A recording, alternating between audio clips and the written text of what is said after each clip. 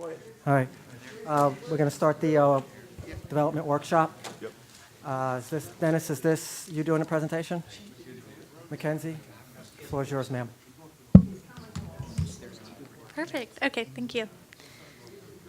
Good evening. If we could have quiet, please. Oh,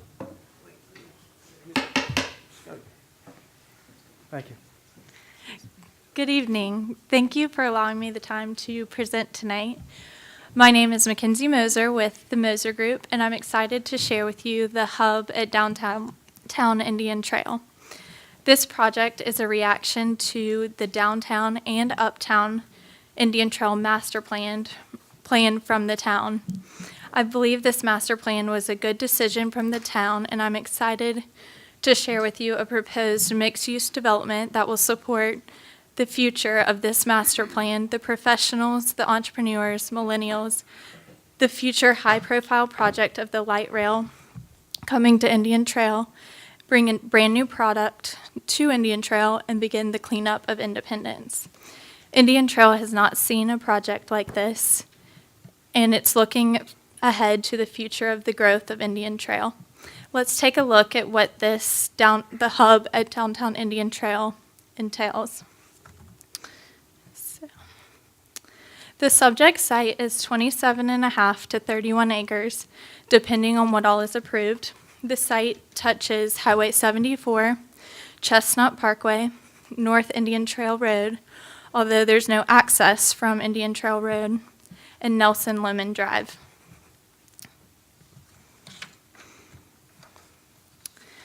The proposed land use mix includes a Class A 4 to 5 story hotel with 110 to 115 rooms, 2 phases of multifamily development encompassing 525 to 600 units of dense urban style apartments that are 3 to 5 stories. It offers a dense walkable front door for the town of Indian Trail and creates a true live, work, play environment adjacent to the town's new town hall, Carolina Courts, town sports complex, Union Aquatic Center, the Veterans Memorial Garden, and many other future developments in the area, including the proposed artificial turf field. The land use plan includes a possible out parcel, and all of this creates a true start to a downtown Indian Trail with the density and the mix of uses. This would have an energetic lifestyle where millennials and people of all ages could be a part of. And then we'll keep going for the site plan. So starting on the top right, and we'll go clockwise, you can see there's excellent visibility for the hotel off of 74. And then continuing clockwise, a grand sense of arrival along 74 with the 2 multifamily buildings, and then keep going, possible retail, restaurant, or urban style self-storage site, the resort style swimming pool and amenity clubhouse. It will have connectivity to Nelson Lemon Drive with 90-degree two-way on-street parking, and then the semi-public hardscape plaza. And we have a consultant working on the final conceptual plan that includes all of these pieces.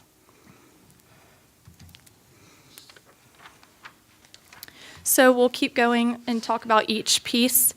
The hotel product overview. The hotel development would be a 4 to 5 story modern hotel brand with Class A amenities that include a saltwater resort style pool. The coffee bar fitness center would be tech forward lounge area, and again would be a Class A brand. And the hotel will also be in the first phase of the development, and the hotel will serve not only for the town of Indian Trail, but for all the sport tournaments that occur at the sports facilities, Carolina Courts, and the businesses in the area. And we'll keep going for some pictures of what the hotel would look like. On the left, the 4 story, and then on the right, that is a 6-story, but it would be a 5-story, so it could be that look minus 1 story. But we really liked the look of that hotel. And then we'll continue with the multifamily product overview. The multifamily will be in 2 phases, with the first phase roughly 200 units of rental product, the clubhouse and amenities.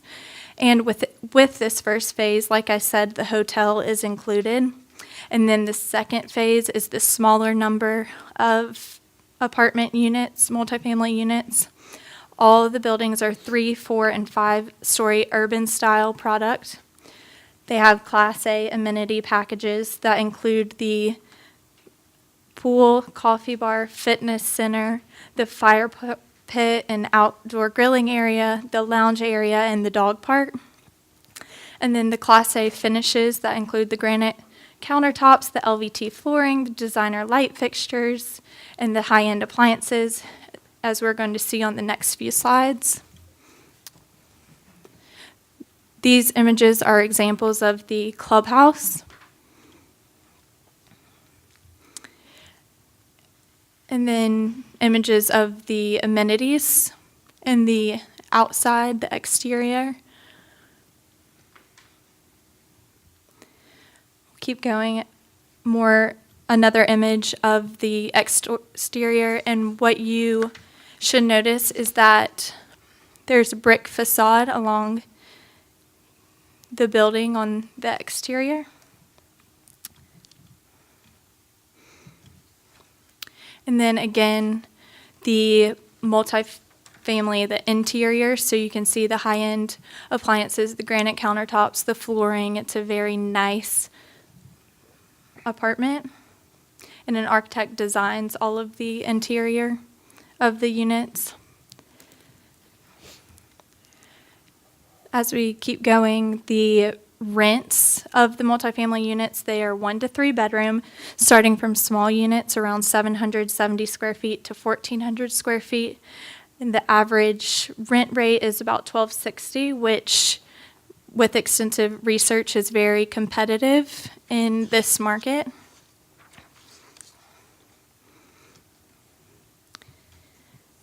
One other item to touch is the construction timeline. What our plan is within 6 to 8 months after the approval is when we would begin construction of the first phase, which is the 300 roughly multifamily units and the hotel.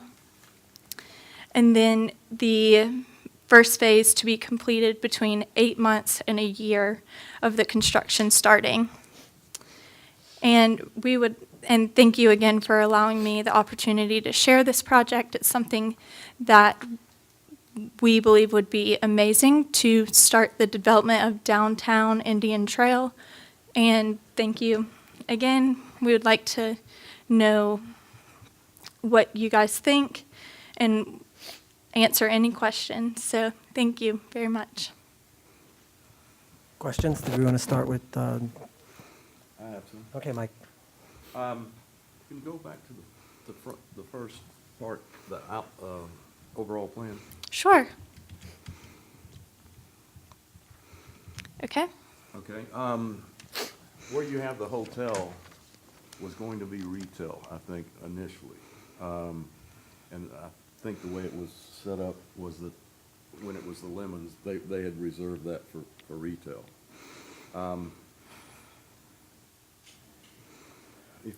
Go to the apartments.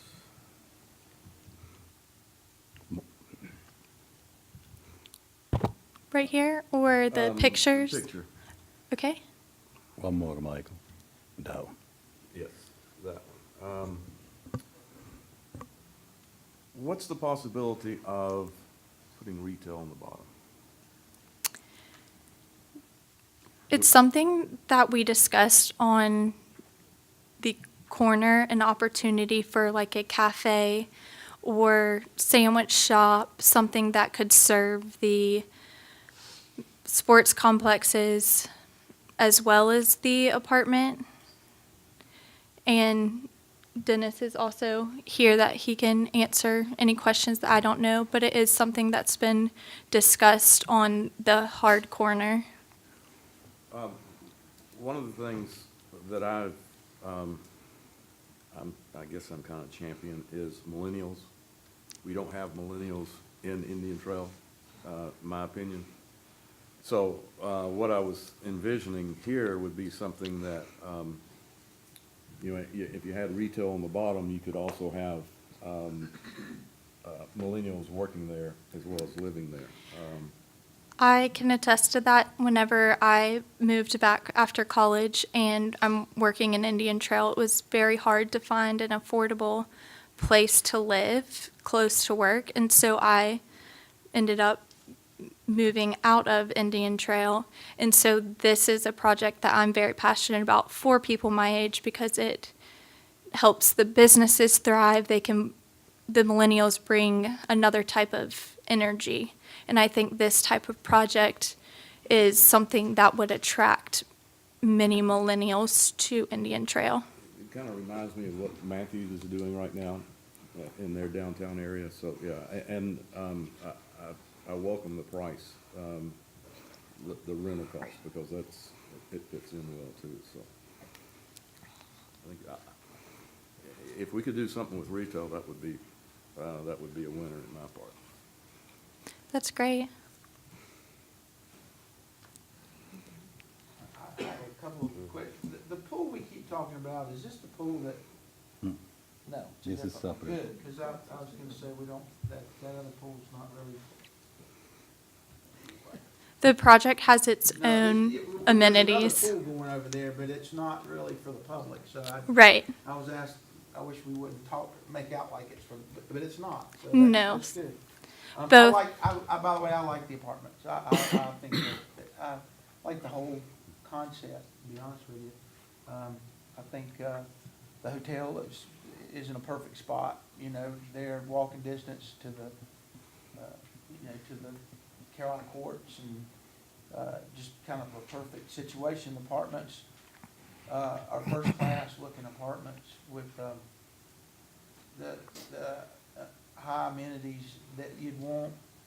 The rent is nice, I just think there's a lot of good things, and I think, you're gonna get a lot of millennials. That's gonna live there, probably, a lot of them, not everybody, but a lot of people are gonna move and live there. But anyway, I like the concept of it. I think it's nice. It's funny, like old people do sometimes. My wife and I, a lot of times at night, for entertainment, we go for a ride. Okay, we get in the car and we just ride around.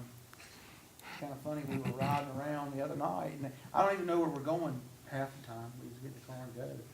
And we went to Monroe, and I'd never seen really Monroe at night like that. Monroe's really is a different town at night. There wasn't a lot of people there, but it was pretty. It was really. But, Monroe looks a lot more like a city than Indian Trail does. It has buildings, and it has coffee shops, and it's been there a long time. Even though Indian Trail's a larger city, I really feel like we need something. I mean, this is nice. This gives it a town an identity. And I think this is an identity that we need. I really do. I think it's beautiful. And, Thank you. I'll shut up. Anyone else? Shirley? I have a couple questions, but we'll go on the We'll line. just go down the line. Shirley? Okay. The rent prices I was surprised at what you came up with. Actually, a parent could afford to pay rent for their kids to live somewhere else, and the parents stay here in Indian Trail. Just joking, okay? So what you're showing us is absolutely beautiful. I'm surprised it's this nice, actually, and that it's a compliment to y'all. So is this, if we approve all this, is this the way, exactly what we're gonna get? Very similar. This is the plan, we don't have them actually drawn yet, but this is our vision for it. But we'll have that phone when we come back through for the rezone. Okay, just so it's like this is a good piece of property to, It would definitely be to the standard. Okay. So we'll see when you come back then, right? All right, thank you. Jerry? Mr. Parks, can we back the presentation? Oh, great. I'm sorry, Yes. which slide? Can we back up to where you had you showed all the apartments in the complex? The full site plan? Yes, This way? right there. Okay. That's perfect. Thank you. Patrick, remind me, how many apartments were we contemplating, looking at before? 250. So this is twice the amount, okay?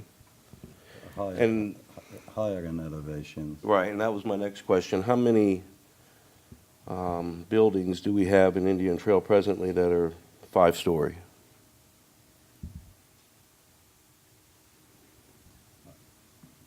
One more time, please. How many buildings do we have that are 5-story? We don't have any 5-story apartment in Indian Trail. Okay. This is the first. And would that impact fire protection services by going that tall, that high? Johnny Blythe will definitely will weigh in on this, and it will be taken care of if the equipment are available, which is a ladder truck, et cetera, et cetera. So when we receive the design plans from the Moser Group, we'll submit a copy to both Captain Chase and Johnny Blythe for their review, and this is when we get the comments back in regard whether the available equipment could accommodate the 5-story, or they have to reach out and get equipment to take care of that. Fair enough. And then you said it would take 6 to 8 months after, if it was approved, 6 to 8 months to get started, and then another 8 months to complete the first phase? Is that correct? Yes, sir. It's 6 to 8 months to begin the construction, and then 8 months to a year to complete the first phase, which includes the roughly 300 multifamily units and the hotel. So within 2 years, it would be ready for occupancy. Correct. Thank you. And the first phase also includes all of the amenities for both the hotel and the multifamily, the clubhouse. All of that is in the first phase. Thanks. I have a question regarding parking. I know that wasn't mentioned here, but that area is an area that is heavily trafficked, especially on the weekends and some evenings for sports. Along Chestnut, and Patrick, help me out here if you can. There was some proposal for parking spots along Chestnut. In regards to the state possibly helping with the Chestnut project, connecting it all the way out, does this project, and I'm asking you, but I'm also asking him to kind of help out with that answer, so Sure. it's not just falling on you. But I do have a question about the amount of parking spots available for the facility. For one, we intend to put the AstroTurf on that field, which means that the field will probably be used a lot more, especially in inclement weather. People will probably use it a lot more, even if it rains. Secondly, in terms of Miss Moser, in terms of the parking for your building, and I know this is this is just the concept, but that's something that, have you guys taken that into consideration, and are you in terms of adequate parking? Because now you're not wider, you kind of went up a little more, which is, I understand the increase in the density, but concerns around parking. Yes, sir. That's definitely something that we've taken into consideration, and we have a consultant working on the final concept plan. But this plan actually includes enough parking for the apartments, self-contained, but also we plan to do on Nelson Lemon Drive the 2-way on-street parking for additional parking that can be used for the Athletic complex. fields? Okay. The athletic fields. How many cars? What did you average? You average 2 cars per apartment, 1 per apartment? Have you guys gone into that yet? Yeah, the parking on Nelson Lemon Drive is 99 parking spaces. Okay. And isn't that correct? 99, 90-degree angle spaces? Is that, Approximately. so that'll be able to be used by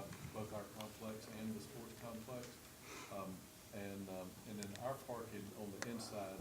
I would have to ask the consultant exactly what he ended up using, but probably about 1.8, something like that. Okay, so that'll be one of the questions that, we'll send back to you so we can get an official response. Definitely. 1.8 to 2.4. Okay. Somewhere in that range. Yeah, And those buildings there are all 3-story except 2. And Oh. one's 4-story. okay. The hotel is 4 stories with adequate parking. And I point that out because I think that's a great question that you asked about the fire department and the height, you know, on getting that up there. We'll be glad to address that with them, you know, and have the answers, you know, on that at our next meeting. I think it's a very good question. So, just one more thing. I do like the location of the hotel. I like the idea of the cleaning of Independence. And the product you said, which you showed, which is a concept. If you can stay kind of true to that would really look nice and, you know, kind of enhance the image of the town. So that's all I have. Okay. Thank you. Patrick? You had your hand up? I just Yes. want to say one thing before, let Pat do it. Okay. I just want to tell Marcus that anything that's built, like they're building, it has the UDO as far as the parking. You wouldn't be able to build anything, they can't build it if it doesn't have it has to meet parking specifications before they can build it. In other words, they can't build buildings and apartments and. I was more or less looking at the parking proposed Right. for Chestnut, not in conjunction with what they're doing, but really the parking along that street there. That is making sure that is still part of our plan, meaning the town's plan, especially with the construction of Chestnut. That's really, Yeah. Okay, time's running short. Patrick, did you want to make a final note? Yes, to answer Mr. McIntyre's question, the state had interest in taking over this first phase of Chestnut, but we did inform them because of development in the area, we would like to keep it, so we're not going to turn it to the state. okay, So all that on-street parking on Chestnut will remain. okay. Okay. Okay, we're getting close to 6:30. Did you have any last comments, Mackenzie? I did not. Thank you for your Okay, time. I'm sure the council will put together more questions if they have them. Yes, if I may, Mr. Mayor, what we'll do, Miss Moser, I'm sorry, we'll compile any additional information, and the one that you heard from council, if we come up with some more, we'll put them together, and hopefully early next week, we'll turn a copy to you guys. That's great news. Thank you. You're welcome. Thank you. Okay, we'll take 5 minutes and reconvene for the regular council meeting.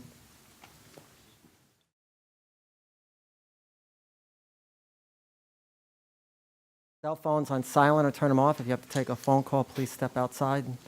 At this time, I'd like to call the Indian Trail Town Council for February 26, 2019 to order. If we'd all rise for the pledge. And Casey, would you please lead the pledge? When you're ready.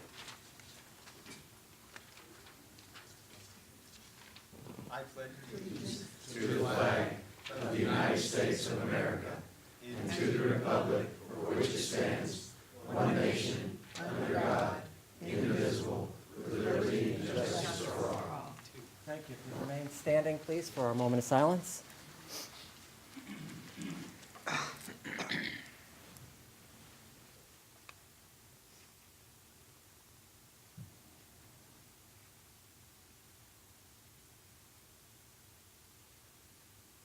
Thank you. You may be seated. At this time, are there any additions and/or deletions to the agenda? I've got some additions. Yes, sir. Mr. Cohn? I've got, 4C, the Founder's Day recognition, the Vickery family. D, Eagle Scout recognition, Casey Kirkhoff. And E, new business recognition, Rainforest, Glow Golf, Jimmy and Susan Abjure owner. Did I pronounce that right? If they're here? Are they? I did, good. Okay. Just one Okay. more. Is there any more? There's a additions? deletion. Oh, there's a deletion. No, there's one more addition. Item 10G. And 10C and G. If we could delete 10C. Can we- 10C, can we do okay, the sale of town property? We could delete 10C and add 10G on-street parking at Chrismark. Got it. Okay, what Mr. Cohn said, is there any objection by the council? If there's no other further additions or deletions, I need a motion to approve the amended agenda, please. So moved. Mr. Morse made the motion, all in favor? Motion passes unanimously. That brings us to our presentation, introduction of new employees. Mr. Sadik? I'll take that. Thank you, Mr. Mayor. Warner, oh, It's okay. Before, Want me to come forward? before Back Katie, there? before Katie starts, I'd like to recognize Katie, our HR director, for the wonderful work that you've done for the last year and a half. It's been a year and a half, time flies by. Katie brought a lot of expertise to the town, not to mention employment law, benefits, insurance, training, records retention, and many HR-related. This is just appreciation of staff and the manager and council, just appreciation of our token. We thank you very much. Michael? Thank you. Thank you. And now I turn it to Mrs. Warner. All right, well, thank you for having me tonight. I was not expecting this big crowd, but thank you. So since January, we've had several new employees, and I was going to have them all sit together, but wasn't able to make that happen. So I'm going to introduce each one of them, tell you a little bit about them, and just let you know we're really happy to have them be a part of our team now. So I'm going to start with Carly Everhart, if you can stand up. She was hired on February 4th to be our planner within the planning department. She's a recent graduate with a master's degree from App State. That's Carly. Welcome. Then we have Timothy Jones, who actually just started today. Congratulations. Welcome. He was hired to be our senior planner within the planning department. He previously worked for the town of Waxhaw, so he comes to us with a lot of planning knowledge. Welcome. Then we have Maggie N. Maggie was hired on February 4th to be an engineering intern with the engineering department, and she's a recent graduate from UNCC as a civil engineering grad. So welcome. Then we have Casey Fuller. He was hired on January 28th to be our building maintenance technician, and he works within our Public Works Department. And as you can tell, he's a volunteer firefighter for the town of Matthews. So welcome. And then we have Jonathan Vaguche. I said that wrong, didn't I? I'm sorry. He was hired on January 3rd. He's part of our Public Works Department, working on our streets and drainage, and he was a former Army. And we also have Alan Bradshaw, who joined our Public Works Department on February 18th, and he works on our streets and drainage area as well. And he's actually a volunteer firefighter, another volunteer firefighter. And last but not least, I haven't seen Paula yet. We have Paula. She actually hasn't started yet. She will begin on Monday, so thank you for coming in. She's going to be our accounting technician within our finance department, and she is coming from the town of Marshville. So we're really excited to have you all join our team, and we look forward to all your accomplishments. Any questions? Thank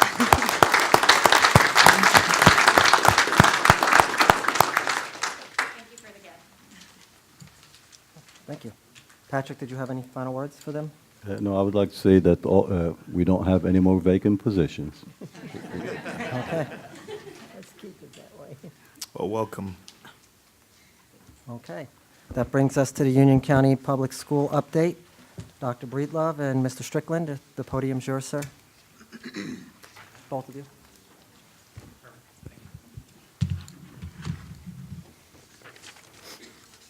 Good evening. Gives me great pleasure to be here to talk about Union County Public Schools in front of the Indian Trail Town Council. In 1999, I started as a teacher at Sun Valley High School as a first-year teacher, coached football, basketball, and track, and did that for 5 years at Sun Valley High, and I will always use those years. It has helped me a lot in the current job that I have as Chief Academic Officer of remembering what the classroom is like in those years and getting to know, obviously, the students, and many of them I have seen to come back and move in and have houses and children of their own in the last 20 years. So it is a great honor to be here. I am here in replacement of Dr. Andrew Houlihan, who's our superintendent, who could not be here to present tonight, and he's asked me to do this. I want to start off by talking a little bit about Union County Public Schools as a whole, and then we will sort of narrow the scope down to Indian Trail and Sun Valley area. To begin with, we will, I'm going to see the slides. Okay. Talk more about our accountability in Union County Public Schools. Right now, 70% of our schools across the board in Union County have an A or a B status when it comes to accountability by the state. To put that in perspective, when you look at the state of North Carolina, 35% have that same grade, either an A or B. Union County Public Schools is a very high-achieving school system, as you probably already know and you have heard before. Walter Bickett Elementary and Monroe High School, we had two schools that exited low performing, and those two schools did that. And at this point, since the year 2013-2014 school year, we don't have any schools that are rated as a F in our school system. And that is, if you follow the accountability model, that is not an easy task to accomplish. And so we are very proud of that, and those two schools of exiting low-performing status. Continuing on with the presentation, we have fourth grade math proficiency at Walter Bickett, Benton Heights East, in Marshville. They had 12-point increases for Union County Public Schools, along with seventh grade math proficiency of 11-point increases at Monroe Middle and East Union Middle. And there's a reason for that. Union County Public Schools introduced funding for tutors that go specifically into all of those schools every single day, pulling students out to give them basically a double dose of math. That is a best practice, and we have implemented that, and we have seen large gains as a result of doing such best practices. In addition, Union County Public Schools still leads the state in graduation rates when we start looking at the high schools. We are the sixth largest school system in North Carolina, but we lead the state, and in the top 12 of school system size, we lead the state in graduation rates. If you look here, you will see that we did move up 1.1%. Doesn't sound like a whole lot, but when you are already a very high-achieving school system, maintaining, if you can maintain, that's doing something, but if you can increase, that's even better. So we're very proud of that.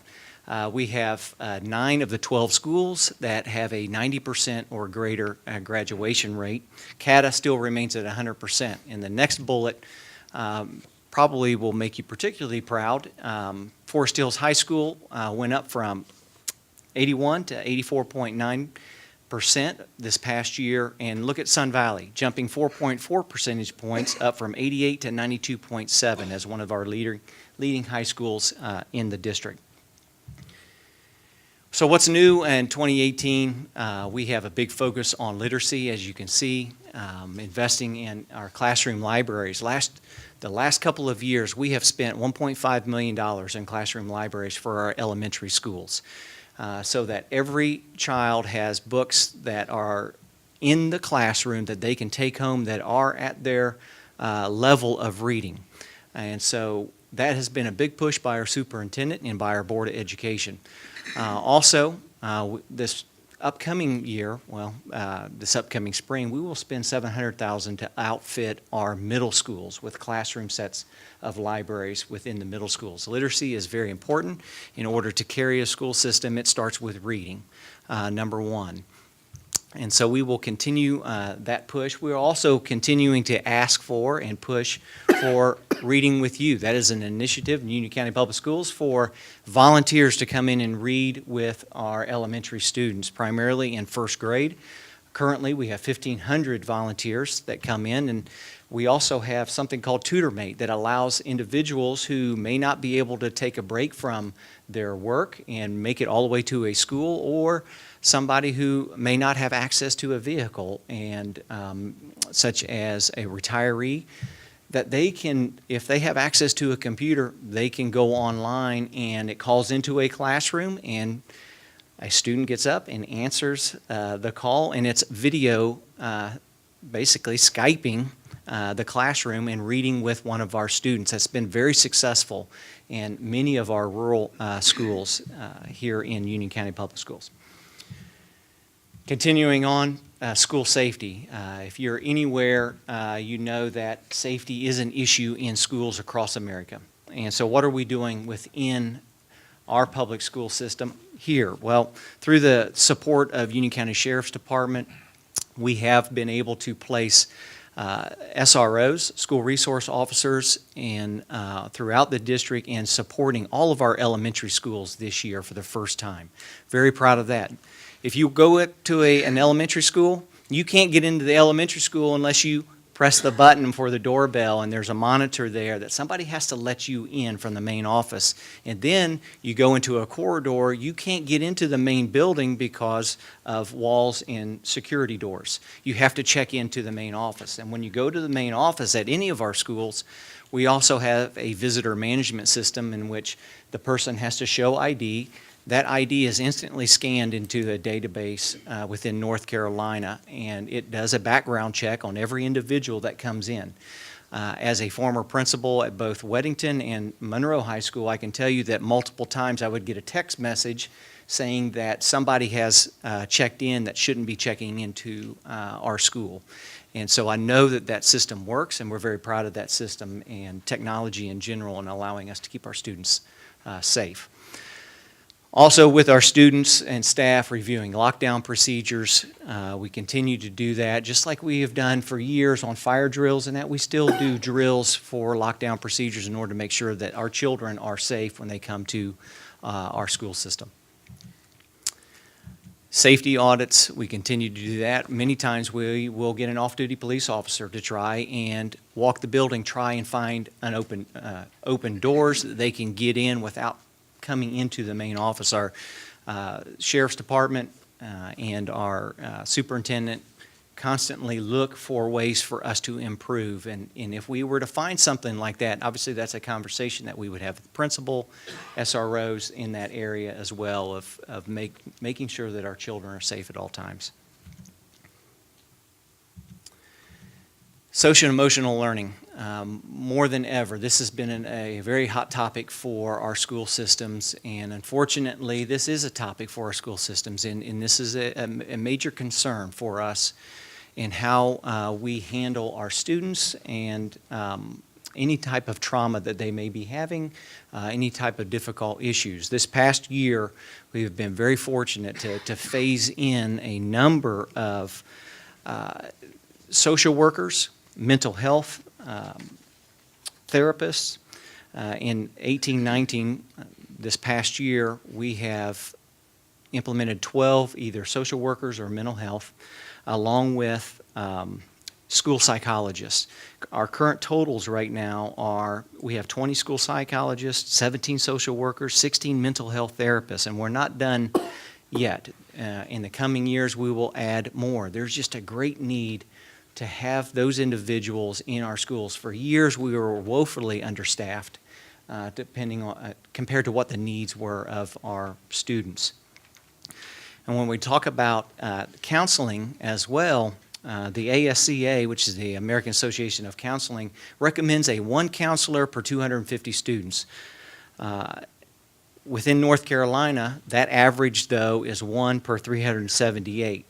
Well, where does Union County Public Schools fit? Well, we have one counselor per almost 400 students, 397 students. So we are also have we're looking at a 3-year plan to add in another 20 to 25 additional counselors within our schools to bring us down to at least the North Carolina average of 1 per 378, starting first with our high schools and then our elementary. When we looked at the data for our middle schools, we found that they were actually below North Carolina average already. So we will focus on high schools and elementary with those additions.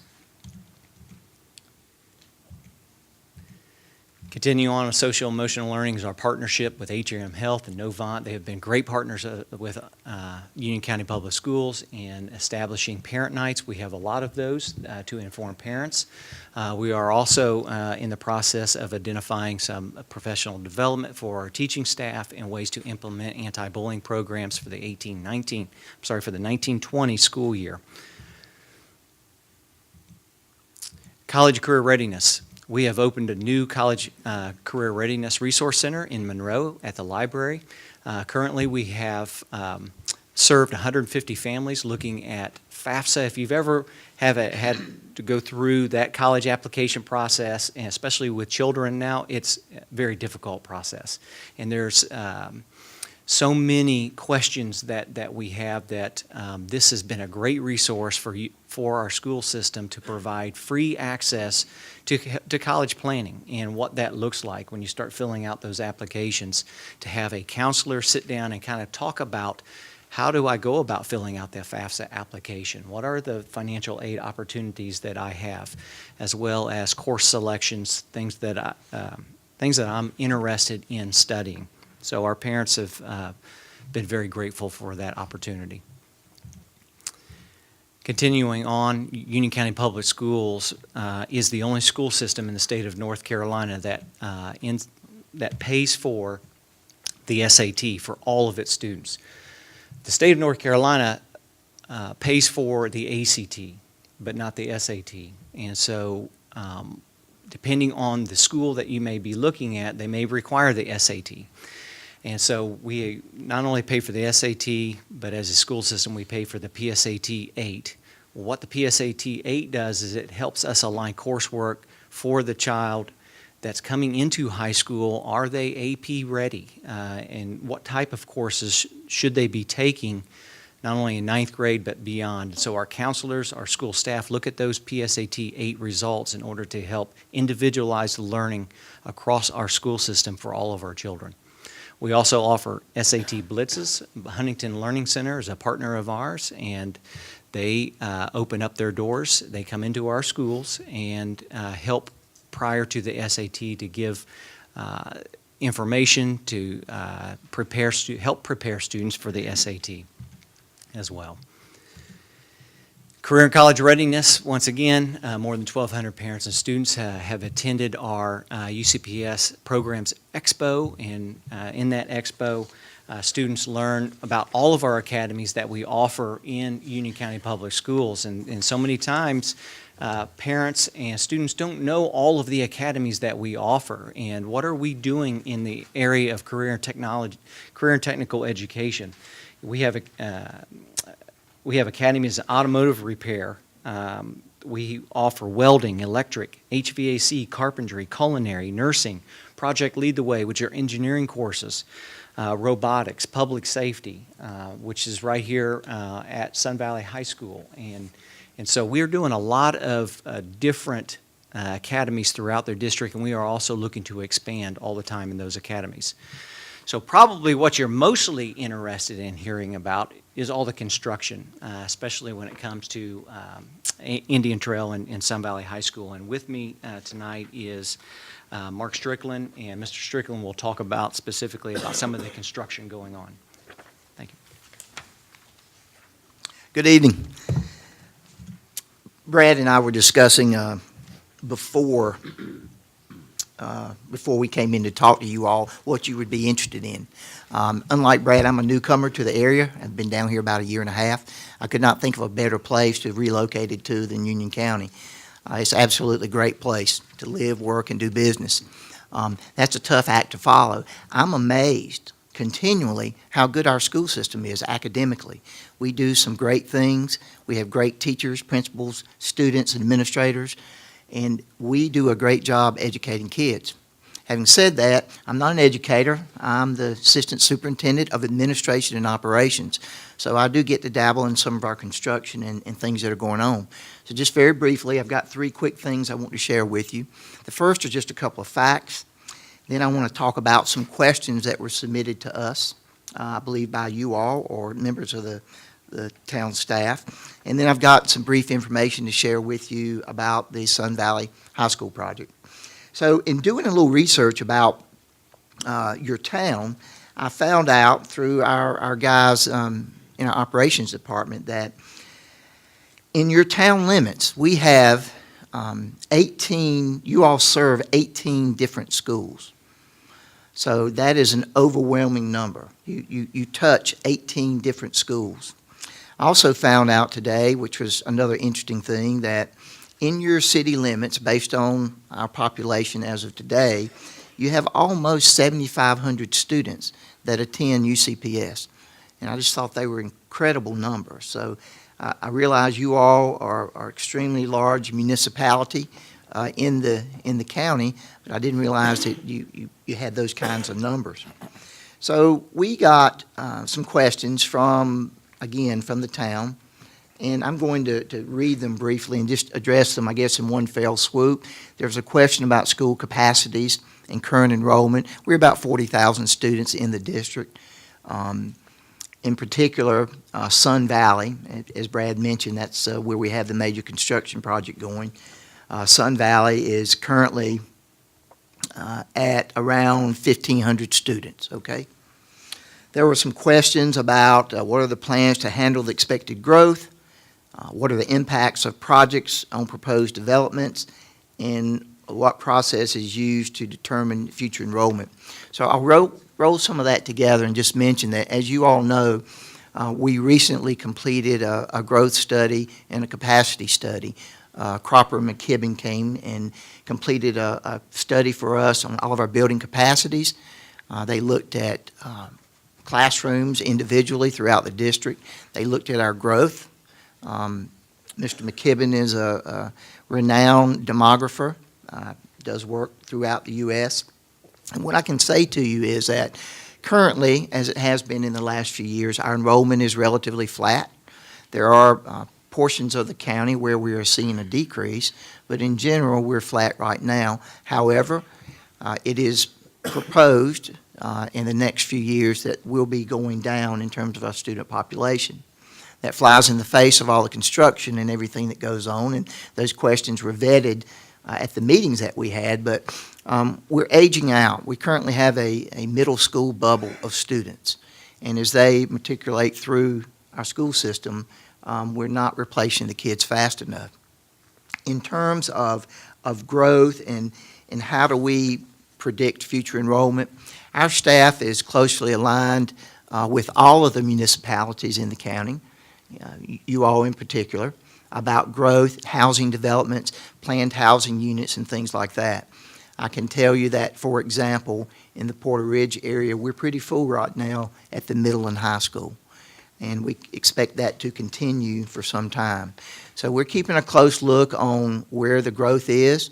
The consultant also mentioned and said to us that he believed that the expressway, the toll road that has recently opened, at some point in time in the future would see some growth. But it's going to be a few years before we realize that. Having said that, I want to talk for just a minute about the Sun Valley High Bond Project. The voters of Union County passed a bond in 2016. The largest project, the largest part of that, is $31 million for an addition renovation project at Sun Valley High School. I would mention right now, we're supposed to complete a portion of that in time for school in August. You all know the rain that we've had, historical rain. We are looking at the schedule now, but not making any promises until we get out of the ground. Digging footers and try to pour them now is just pretty much impossible. So we've had some challenges out there.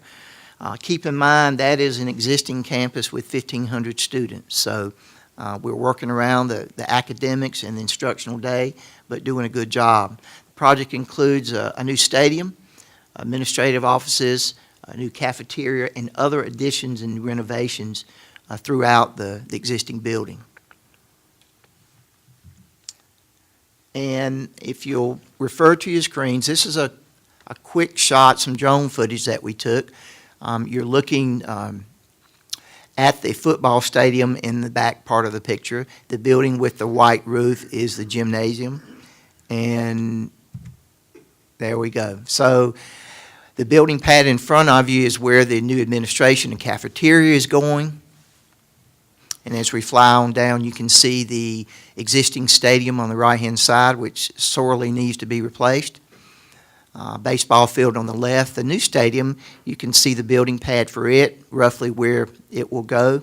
A little bit of overseed there with some green grass, not permanent, just to hold the soil in place. We continue flying on down. You can see a large retention pond. And as we swing around to the left, that's generally the location where that fenced-in area is of the new tennis courts. There will be 6 of those. Softball field is on the left.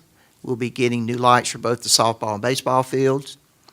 And then swinging around further to the left of the top part of the screen is one of the 3 new practice fields that we'll be adding on the site. So Sun Valley is off and running. As I said, we've had a lot of rain, but we'll get there. Okay, thank you. I asked him where that was 20 years ago when I coached football there, and he had no answer for me at that point. But it sure is nice to see some of that taking place within Sun Valley High School. And, of course, you saw the Shiloh Elementary, Sun Valley Middle, and Sun Valley Elementary as well. In finishing out the presentation, so I want to talk a little bit about dual language program at Sun Valley. Shiloh, Sun Valley Elementary, Sun Valley Middle, all are dual language schools, and that is something that Union County Public Schools leads the way in the number of dual language programs as a school system, the percentage. And that is something that's we're very proud of, because a lot of people were very apprehensive about dual language instruction and what that would mean, and would the students be further behind their peers that were non-dual language. And we offer several types of dual language programs. We have 100% dual language, and then we have 50-50. But regardless of that, what we are finding out is students not only do as well after a year or 2 in the program, but in many cases they exceed their peers in accountability. So that is something that Sun Valley in general has adopted and are pursuing. And what that really looks like as a student moving through middle school into high school is they will be ready for AP by the time that they're a sophomore in high school. They will be taking the AP exams in that language that they've studied for the last 6 or 7 years, which is very impressive. That's a very proud thing to have. Sun Valley also be the one of the, you saw the drone footage. We are looking at making Sun Valley High School the first school to offer drone certification for students, which is also something that we're very proud of. Shiloh Elementary was recognized in 2017-18 as a PBIS model school. So these are just some of the highlights as we get into these last couple of slides. Sun Valley Indian Trail and Shiloh partnering with the town of Indian Trail to work on project planning. And that's also something that we are always looking at the end game and what we are preparing our students to do once they leave compulsory education. Indian Trail Elementary these are plugs for Indian Trail, and Gina Chisholm there, she wanted to make sure that everyone knows that they are a Leader in Me school, and they will have their leadership day on April the 10th. If you ever have a chance to get in and see the leadership where the students run the day, it's very impressive of what our elementary students are able to do and show you what they can do. Indian Trail Elementary also has a need for reading buddies. As I talked about earlier, Read With You, that is a program that we are doing within our county, and so if you have the opportunity to do that, we would love to have you. And Union County Public Schools has, we are in the midst of budget planning, as you probably know. And the last one is we are underway with our kindergarten registration as well. So those are all the slides that we have for you. Does anyone have a question for either me or Mr. Strickland? So, thank you for the presentation. Yes, sir. So what you've just pointed out is that Union County is a destination that people want to move to because we have wonderful schools, right? Absolutely. I say that wholeheartedly. Yes, sir. I moved here, my wife and my family, we moved here about 11 plus years ago. And we moved to Union County because of the low taxes and the excellent schools. I happen to have a son in the Spanish immersion program over at Poplar. Okay. So it's funny to hear a 7-year-old trying to correct me in terms of how you pronunciate certain things. But I have to be, responsible and allow him to do that. That being said, you mentioned, so for Indian Trail, we kind of look at two districts, the Sun Valley District and the Porter Ridge District. I know Sun Valley is undergoing some construction now. In the numbers that you spoke, or in the numbers that I think Mr. Strickland spoke about, he didn't provide any numbers in terms of the capacity of Sun Valley, where it is right now. I know you mentioned it's about 1,500. But is it near capacity? Is it under capacity? Is it projected to go down? So for right now, the school is at capacity. We're full there. All right. We have about 1,500 students, and our capacity is just a little more than that. Capacity is many times a moving target. Just because you say you can put 600 students in a school, based on program and other things, you may not be able to do that. So when we finish the addition there, depending on how we end up outfitting a few of the rooms, we'll end up somewhere around 1,650, maybe 1,675. So we'll have a little extra capacity there. Okay. So, and with Porter, you say you're near capacity there, right? So at Porter Ridge High School, I'm not sure how they do it some days. They are full. I have a son there too, so. Okay, they are full. We're doing an addition at the high school, but it is not to increase capacity. It is to increase circulation space. The cafeteria is very full, and there's a pinch point in the building which was corrected in later iterations of that design. So we're adding some additional circulation space. The middle school is receiving an upgrade. Yep. As you recall, they had a number of mobile units out there. So our plan is to add 3 classrooms and a couple of resource rooms at the middle school to increase their capacity. We currently have a bubble going through the school system now. Our middle school has that bubble where our capacities continue to be high, and that's going to creep on through the district for the next 4 to 6 years. And then after that, depending on interest rates and housing developments, we'll have to see where it goes. So the reason I say that is I have a freshman at the high school, and he's complained about the amount of people in the line for lunch. So if he doesn't bring his lunch, it takes him a lot of time, and by the time he gets it, he doesn't have much time to eat. But that being said, there are a few proposed developments, one of them being approved over on the Porter Ridge side, I'd say. And there's a couple more that are sort of in circulation, one of them being a project that is slated to go down to the county. So what happens when we get these new students or these new people moving into the area? Because right now you say that there's a bubble, but I'm thinking it's probably going to increase in terms of just in that area. What's the plan from from I guess the county, the school system, in terms of handling that? How do we do that? So, as I said, we had a demographer come in and look at all of the development that was going on in the county. We have a gentleman on staff, and he does planning and projections for us. So we know about all of those subdivisions. The way to handle that and that bubble that goes through may be with mobile units. We've had a lot of them. We've tried to get away from them, but that's a quick and easy and affordable way to handle increases in student population. I know at Porter Ridge, just down the road, they just started, I ride by it almost every day, a new subdivision there. Houses, I was amazed at how quickly they have been going up. I would go back to the first thing you said about the cafeteria piece. I handle operations, and I also have the cafeteria group under me, so I would encourage your child to give us another try, and we have great food there, okay? I wish he would, because that means I wouldn't have to make lunch. But The reason that I'm asking these questions is when we sit up here and, developers come to us, that's one of the things that we do think a lot about. A lot of thought, from us goes into our decision in terms of can the schools handle the capacity, because we would prefer kids not being in trailers. Right. So, but thank you for coming and thank you for the presentation. Thank you. Yes, sir.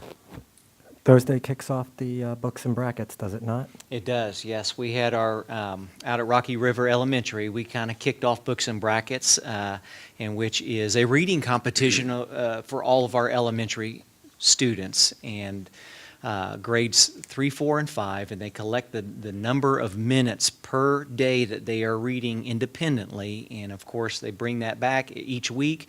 We work like the March Madness bracket for basketball, all the way down from our 30 schools down to a champion on April the 5th. And Wingate University is one of our partners that we will celebrate the Elite Eight at Wingate University and then announce our winner. So yes, we are looking forward to that. It's going to be a fun time. Thank you. Thanks for taking the time to come out today. Oh, Jerry? Are there any plans for any new schools in our area at this time? No, not at this time. Again, with our enrollment where it is, we don't have anything planned. Thank you. Thank you all very much. All right, that brings us to Founder's Day recognition for the Vickery family. Scott, Larry, come on up.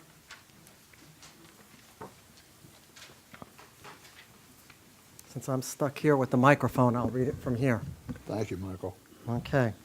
Whereas Larry and Lane Vickery, descendants of Oscar and Joe Deese, and Edison and Jesse Vickery, have a long history of community and commitment to the town of Indian Trail. And whereas lifelong residents of Indian Trail, Larry and Lane graduated in 1960 from Indian Trail High School, married and raised their 2 children, Scott and Amy Jo.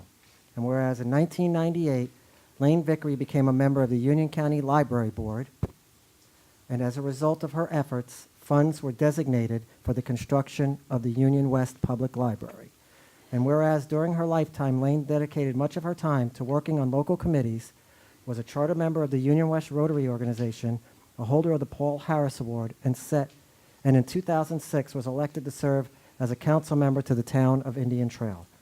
And whereas Larry and Lane Vickery understood the importance of the town's history and helped create the town's Centennial Committee in 2007. The committee coordinated the 100th anniversary celebration of the town, and whereas Larry and Lane helped found the Bank of Union and recognizing a future need for services. Later worked alongside their son Scott in the development of the Austin Village Shopping Center, which led to the development of Walgreens, Kids Are Kids, Circle K, and other mixed-use projects, as well as promoted growth along Potter Road and Chestnut Lane. And whereas the town of Indian Trail would not be where it is today if not for the contributions and achievements of the Vickery family, to include Larry, Lane, Scott, and Amy Jo, and their families.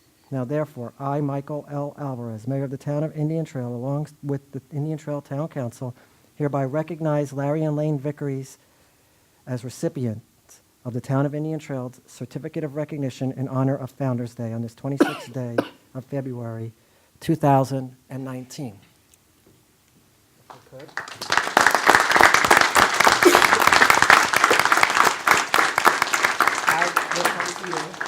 Mr. Mayor and council members, thank you very much for this amazing honor. Lane and I have always talked about how blessed and fortunate that we are to be able to live here and to have raised our family here. And now the blessings continue as 2 of my grandchildren are growing here. And thank you very much for this honor. Well, I just appreciate you all recognizing my folks, and appreciate everybody's effort here. I know how much time and effort goes into it. I watched Mother do it. I certainly appreciate you all having the cohesion you do, and the staff, the hard work they do, and being here my whole life, I've seen it otherwise, so I certainly do appreciate it when everybody is pushing in the same direction. And you've got a lot of challenges, a lot of decisions to make. You all will make the right ones, and I want to keep seeing Indian Trail grow. There was a time when it was not, and that's not healthy for anybody. We understand why people want to come here. We are all the reason that they do, everybody here, and let's just keep it moving forward. Thank you all for the recognition.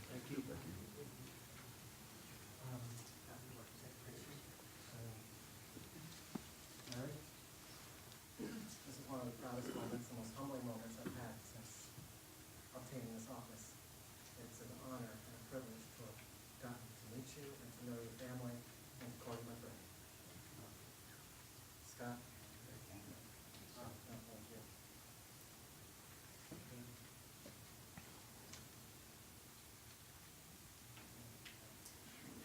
That's gonna ruin it.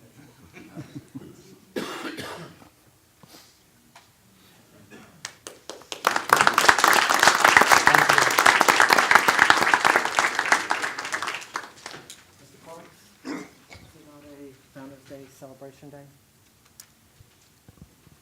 Susan, as she leaves the room real quickly, when will the Founder's Day celebration be? This coming Saturday, it'll be from 11 until 2 p.m. in the local art room of the town hall. Please join us. We'll have a lot of history on the Vickery family, photographs, newspaper articles. We'll show the history of the town. We'll show some video of the history of the town. We'll play some old-time games, have some old-time food. But please, everyone that is from here, I'm sure there'll be a lot of memories there for you to enjoy, and anyone that is a newcomer, learn the history of this great, great town and what keeps it moving in this great direction that we're going. So this Saturday, 11 to 2 p.m., right here, town hall. Thank you, Susan. That brings us to our Eagle Scout recognition. Casey, front and center. Nice to see you again. Yeah, same here. Okay, I will, since I have the microphone here, read this. Whereas the Boy Scouts of America was founded on February 8th, 1910, and has been at the forefront of instilling timeless values in our youth. And whereas the Boy Scouts of America is committed to helping millions of youth succeed by providing the support, friendship, and mentoring necessary for character building, citizenship, training, and personal fitness. And whereas Casey Kirchhoff has a heart of service and a willingness to help others, he is commended for volunteering his time in many ways, but notably in providing aid to the Union County Animal Services in both building and providing leadership to other scouts in the building of dog houses for the community. And whereas Casey Kirchhoff has been a member of Troop 97 for the past 5 years and was lauded by Assistant Scoutmaster for Troop 97, Stuart Kirchhoff, who stated, Casey's steady, persistent progress through the ranks to achieve this prestigious award demonstrates his determination to prepare himself for a meaningful, productive role in society. His exemplary performance in scouting will serve as a beacon to those scouts who follow him. And whereas Casey Kirchhoff is a member of Indian Trail Boy Scouts of America Troop 97 and has achieved the coveted rank of Eagle Scout on December 10th, 2018, the highest and most distinguished award earned by a Boy Scout, which reflects determination, dedication, and leadership. Now, therefore, I, Michael L. Alvarez, the mayor of the town of Indian Trail, along with the Indian Trail Town Council, recognize Casey Kirchhoff for his exceptional commitment and hard work in achieving the rank of Eagle Scout. We honor you for your abilities, achievements, and citizenship, and wish you continued success in all your life's endeavors. Thank you. Congratulations, Casey. Thank you.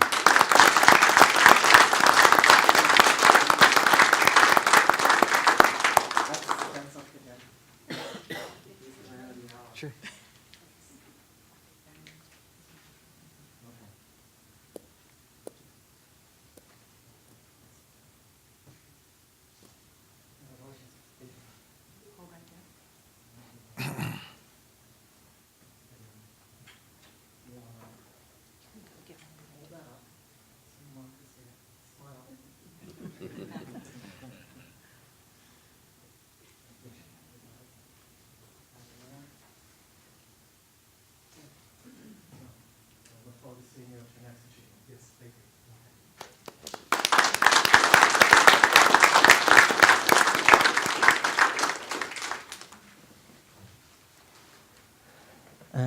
that brings us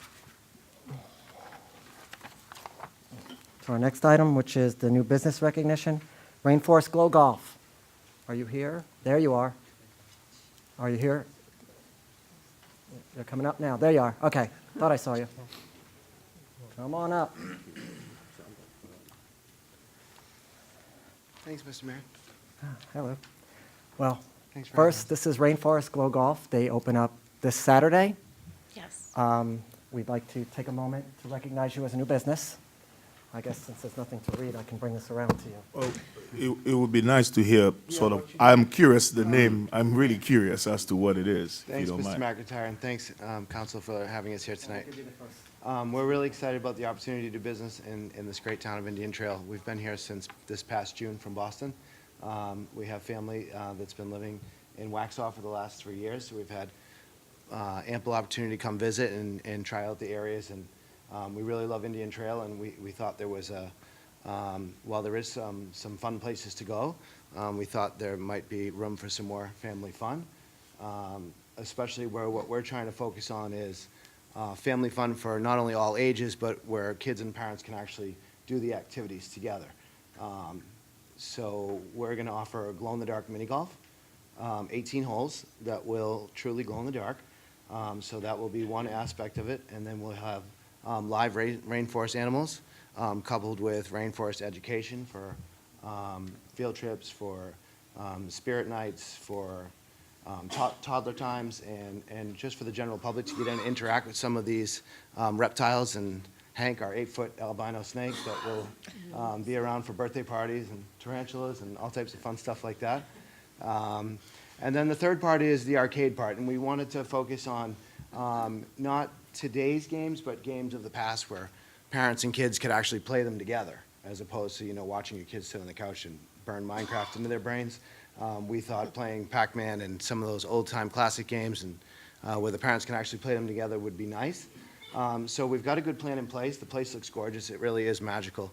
My wife and my daughter Abby and I have worked really, really hard in putting this together, and we think we're ready for you, and we think everyone's going to have a really great time. So thank you. Where are you located?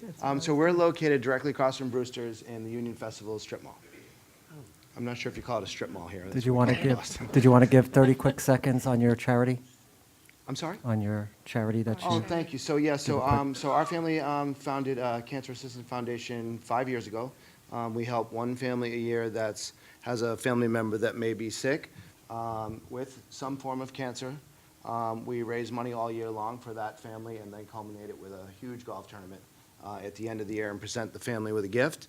And then we go on to do it again for the next year. We're happy to report that our last 4 years recipients are all cancer-free and doing great.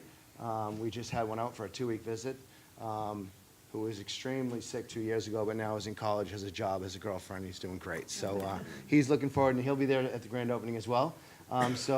Again, in closing, from my wife and I and my daughter Abby, we just want to thank all of you for welcoming us to the town and being so nice to us, and to all the council members for giving us the chance to talk tonight. We really appreciate it. Thank you. Thank you. And the grand opening is Saturday? at Saturday, 10 March a.m.? 2nd, 10 o'clock. Come have some glow-in-the-dark cotton candy. It's going to be fun.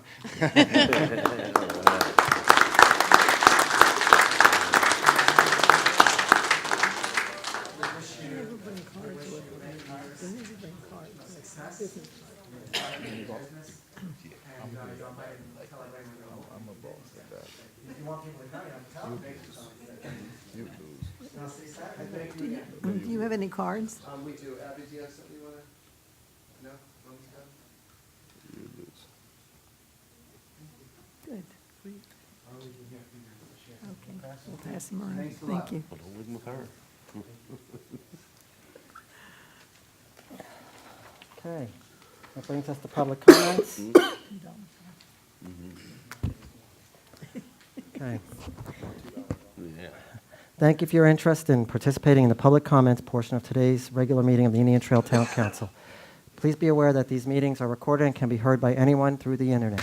Comments are limited to 3 minutes per speaker. You may not give your 3 minutes to another speaker to increase that person's allotted time. Comments are to be directed to the entire council as a whole and not to individuals. Citizens will be expected to be civil in their language and presentation and act within reasonable standards of courtesy. We ask the audience, as well as the speakers, to maintain order and decorum in your conduct throughout the public comment period. That being said, you may not engage in slander, name-calling, personal attacks, or threatening or otherwise aggressive speech or behavior that I or the council reasonably believe will imminently result in a disruption of the meeting. Finally, we ask you a simple favor. If you have a grievance, concern, or complaint relating to a specific town employee, respectfully request that prior to airing your grievances here during public comments, you first contact the town manager, the town attorney, or one of us on council with your concern. We respect your right to be heard, and we ask you to respect the town employee's right for a fair hearing of your grievance. That being said, as I state your name, please step to the podium. Once you state your name, you have 3 minutes. We'll begin. Terry Devine?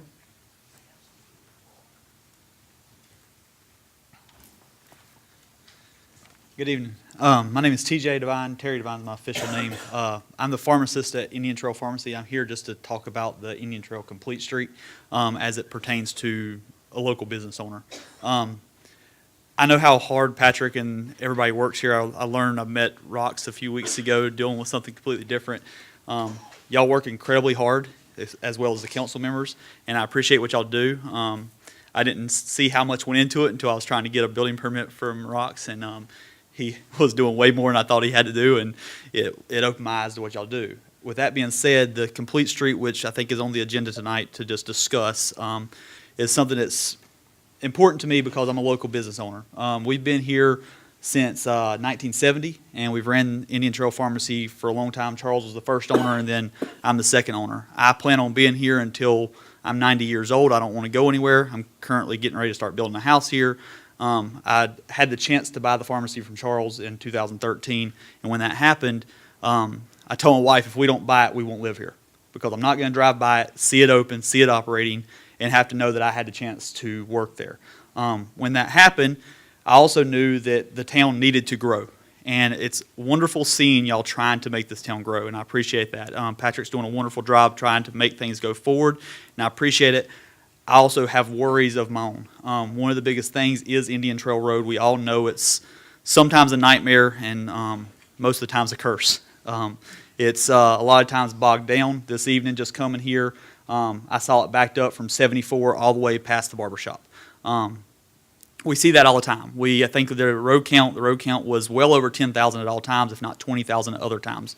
We see that, and I worry that if we do something downtown and the outcome is just continuing to have a two-lane street, then what can technically happen in downtown?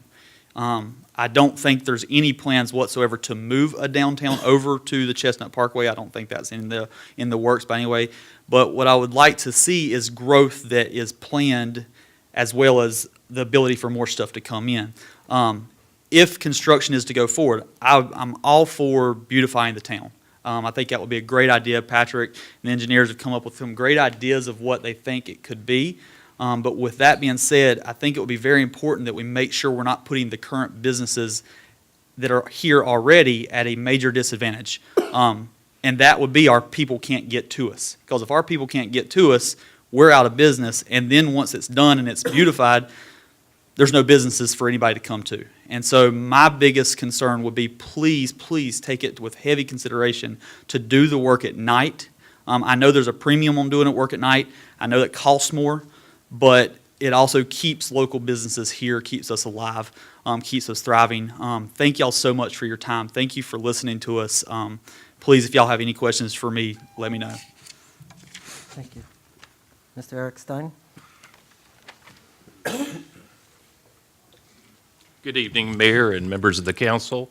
My name is Eric Stein, and I'm kind of dovetailing on what TJ just said. I'm the youngest son of Charles Stein, who began Indian Trail Pharmacy in 1970, and have kind of grown up attached to this community. I'm speaking on behalf of our family's property interests.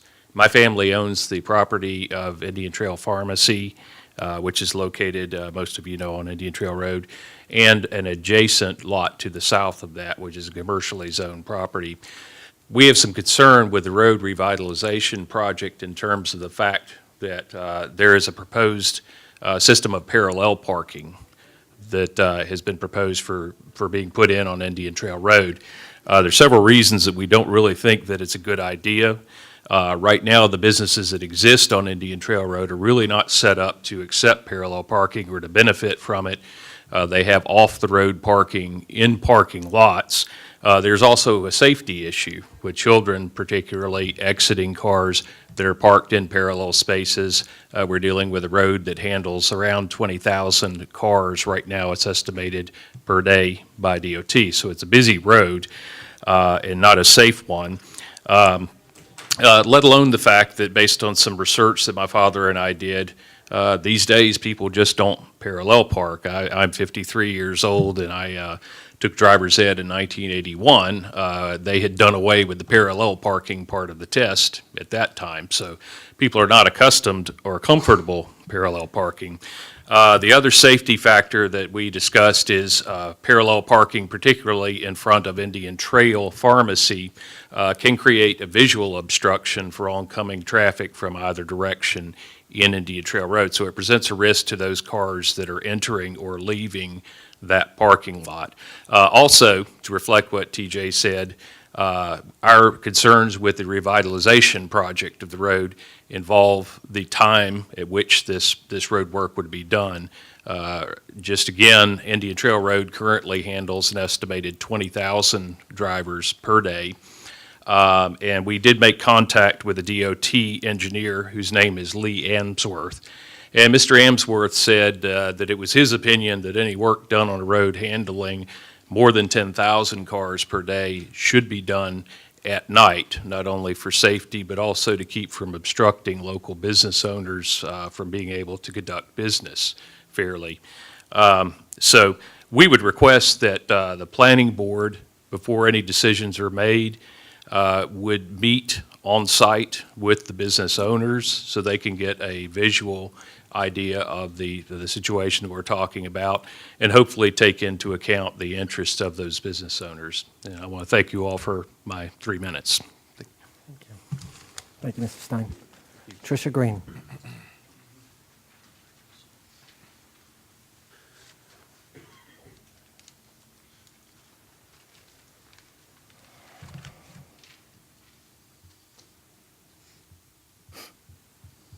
Hi, good evening.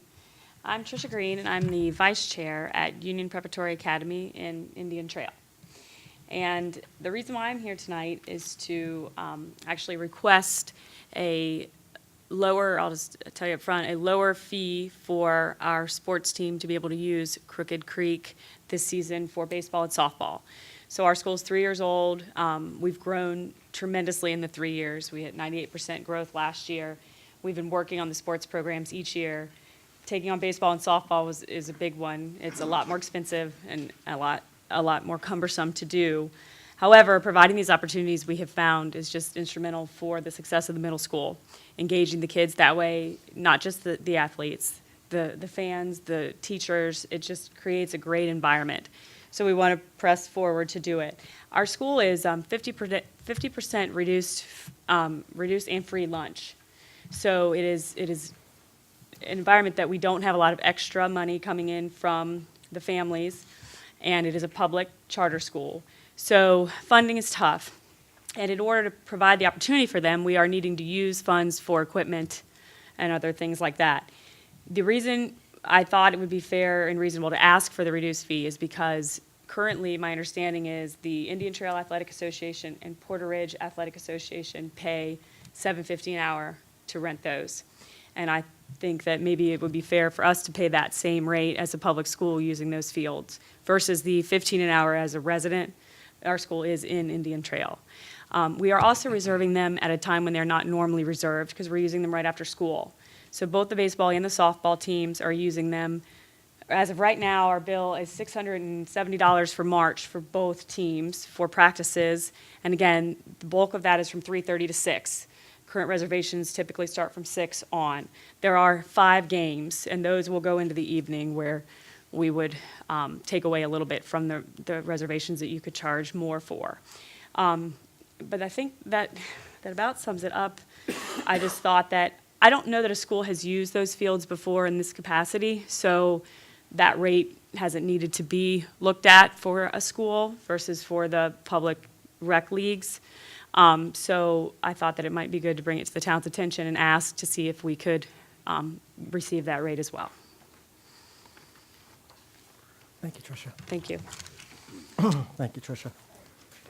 Okay, I will close the public comments at this time and ask Captain Coble to come forward for his law enforcement. Wait, council comments, excuse me. Come on. That's still new, I forget about that. I'll get that down before I'm 90. I apologize, Mr. Cohen. Just, I just want to touch, I did some inquiring about the field today. And we can either talk about this now, or I see it's in new business, same thing, what we're Yes. doing in. So I just didn't, I wanted to say, if you want to stick around for that part of the meeting, do that, because maybe we can come to some kind of a. Sure. I'm glad to. Okay. Thank you. Anyone else? No. Sorry about that, Mr. Cohen. I'll close public comments now. Captain Coble, at least this time you didn't stand up when I made that mistake.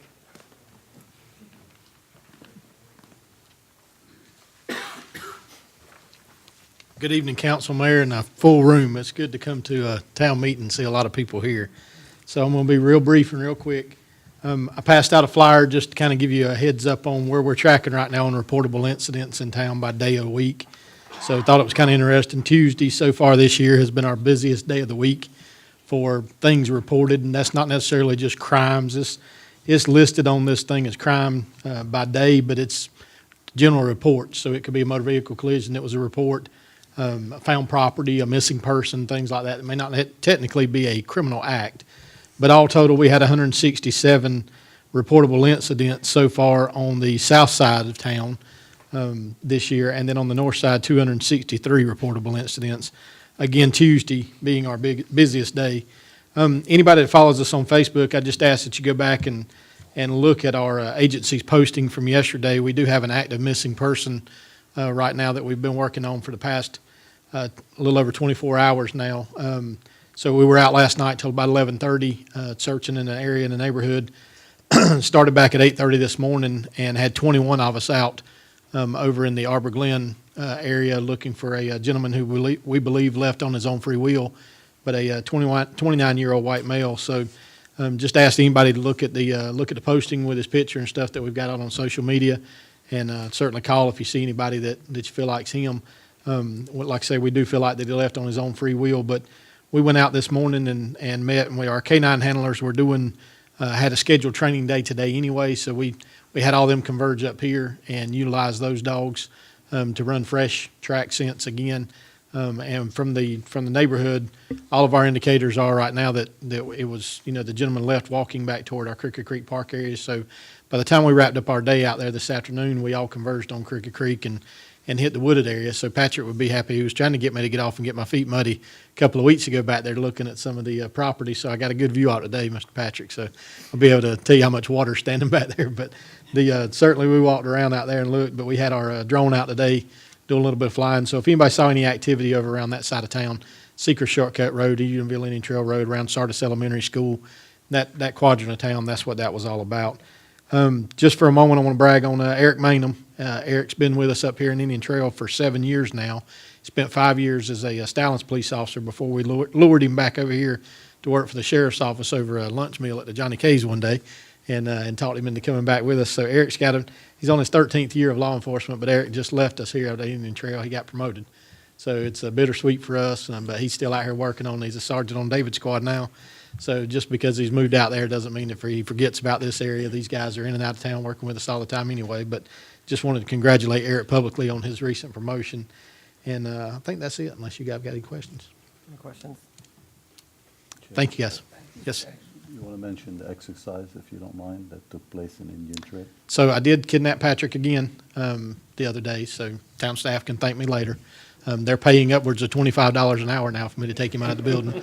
So we went out and counted barrels on the highway again. There's still 40 billion barrels out there, but we did go. I carried him over. He had mentioned to me in a meeting the day before, talking about our special response team and some active training they were doing, or mentioned that he'd like to see that. And I said, well, it just so happens we're doing training in Indian Trail. So Mario from New York Pizza and Pasta owns a couple of properties over beside the Auto Bell Car Wash on Old Monroe Road. So Josh Rushing, one of our sergeants here, Josh, y'all know Josh, he is on our SRT team, so he had been talking with Mario and got permission to utilize the buildings. And obviously, whenever the buildings get closer to being torn down, then we can do a little bit more destructive type activities there. But as far as doing forced building entries and things like that. But at this point, I brought Patrick over the other day, and now he did ask me a funny question as we pulled in, because as we turned in, and I didn't tell him exactly where we were going, you got the SWAT trucks out there and a whole lot of police cars, and the signs were up that said training exercise, and he said, am I about to be a victim?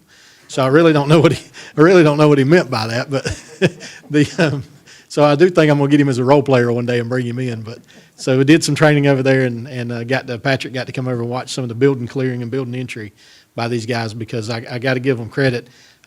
Close quarter situations where you're going into to do warrant services, or whenever you have a barricaded subject or something like that, and we just had an episode of that here in the county on Saturday afternoon that we all came out for. But those type situations are very tense anyway. But the biggest thing that I see that our team has is the ability to know what the other guy's going to do, and that comes from training. So we do 2 training exercises a month. But whenever you're in a room with somebody and you don't necessarily have to say, hey, David, hey, Shirley, this is what we're going. They already know because they've been doing that and been training it. And so Patrick can attest to, they get yelled at sometimes by Lieutenant Hunky, who's doing some of their training the other day. But it was good to watch and pretty interesting, I hope, for him to watch. But there again, my rate's up now for how long I can keep him out of the building. But we do actually get a lot done on our field trip. So thank you, guys. Thank you, Chief. Thank you. That brings us to the consent agenda. I need a motion to approve. So moved. Mr. McIntyre has made a motion to approve. All in favor? That would be unanimous. Brings us to a public hearing for annexation Poplar Village mixed-use project. Rocks? Or nope, Do you have public hearing for that? we have public hearing. Right. You've got Katie. Sorry about that. All right. That's okay. Welcome, Katie. Thank you, Mr. Mayor and Council. So I'm here to present for the Poplar Mixed-Use Project. It's an annexation number 152, as well as conditional zoning 2018-0092.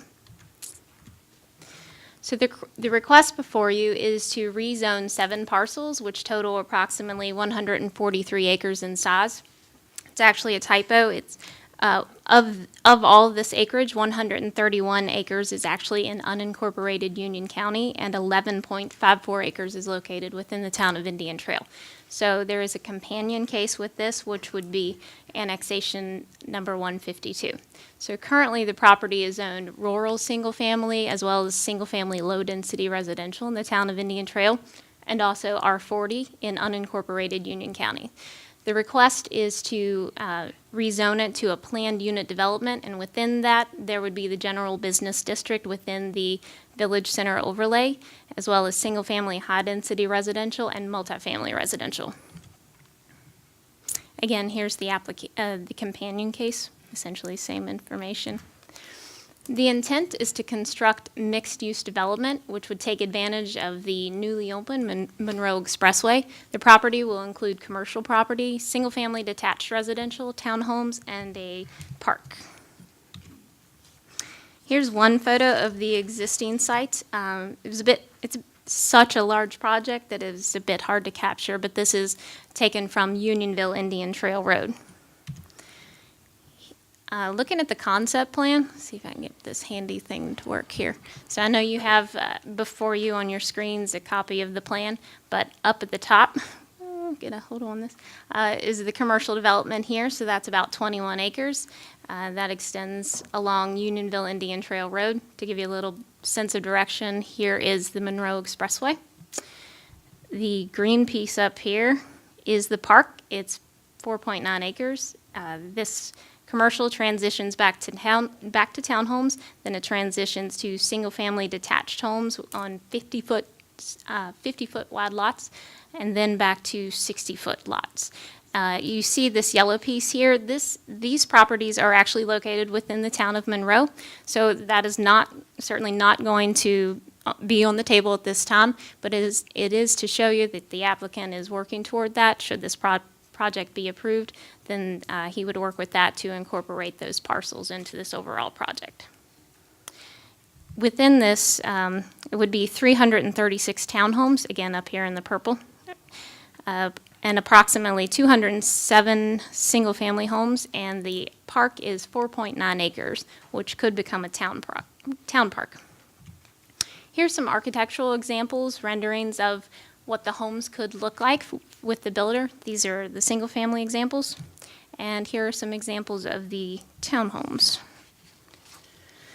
For the residential component, this would look, the goal is to make this look a bit like the Arsley development. I don't know if you're a bit familiar like that, but we want to try to achieve a layout like this, where you can see with the nice landscaping and create a boulevard into the development. So these are just some photo examples of how this could look. Here's some more photos of the existing site. This is again looking, it's along Unionville Indian Trail Road, so it's looking west and east. Here's a vicinity map, shows you, again, the newly opened Monroe Expressway and then Unionville Indian Trail Road. And here's Poplin leading up to Bonterra. For the zoning map, anything with a color means it's within the town of Indian Trail. So the light green color that you see up here is rural single family. So the pieces within here that are green are rural single family. This piece over here is single family low density residential. The rest of it that has no color is what is in unincorporated Union County. This property project does fall within the Seacrest Shortcut Small Area Plan that was certainly just recently approved by Union County and yourselves, the town of Indian Trail. The property does fall within here, and the plan shows for mixed use here, transitioning back from a higher density residential to more medium density residential. The applicant, want to point out that the applicant did participate throughout the entire process for the creation of the small area plan, so that he could make an informed decision with the layout that he has presented to you.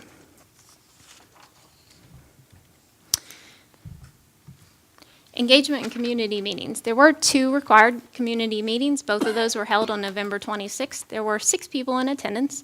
Questions were pretty simple, just really wanted to know about traffic and school impacts and gather some information.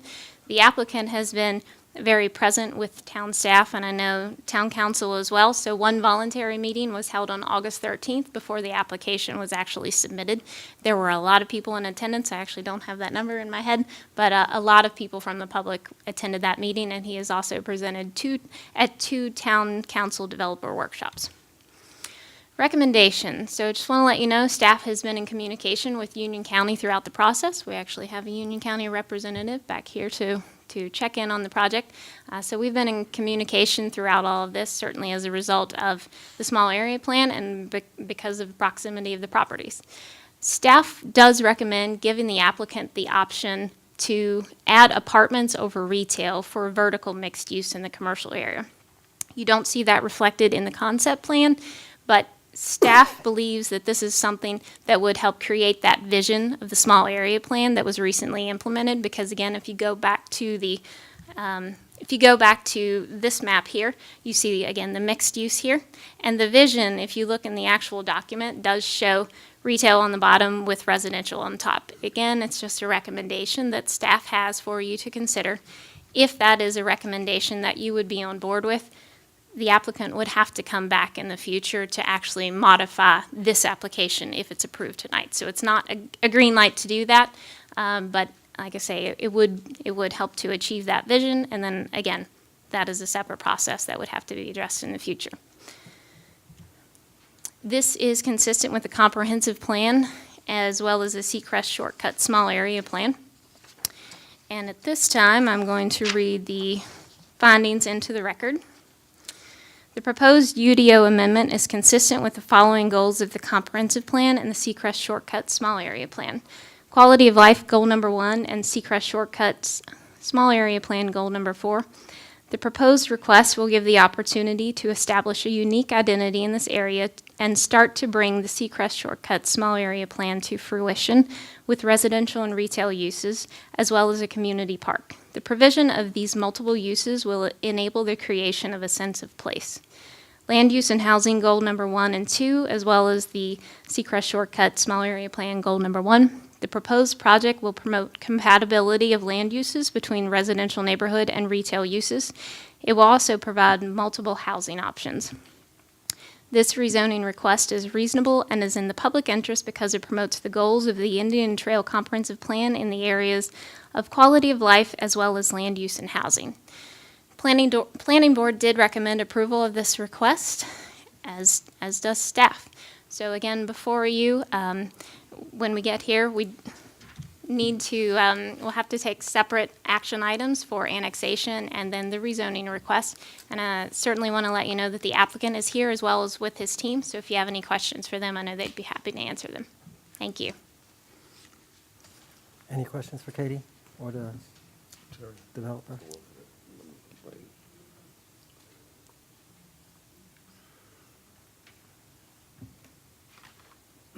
Katie, can you go back to the map, please? Yes, sir. For the small area plan? Yes, yes, ma'am. Sure thing. There you go. The other site plan, I'm sorry. Oh, the concept, oh, okay.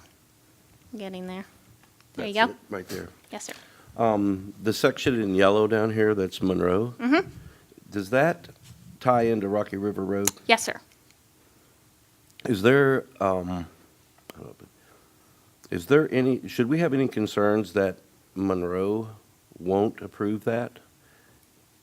And my concern is if they don't approve it, all the traffic then is headed out on Unionville Indian Trail Road. No, I know we don't. I'm looking to Rox to see if he has any thoughts as well. We don't have any concern. I do know the applicant has been he's kept Monroe in the loop throughout this process, but I've never picked up that we have a sense of concern about that not happening. Thanks, Rox. No, sorry, this is the best we have.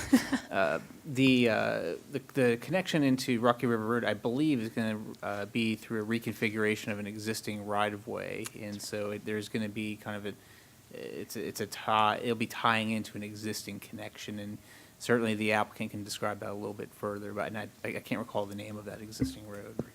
Creekside Drive. Thank you both. I actually went out there this past weekend in the monsoon and kind of walked the property a bit.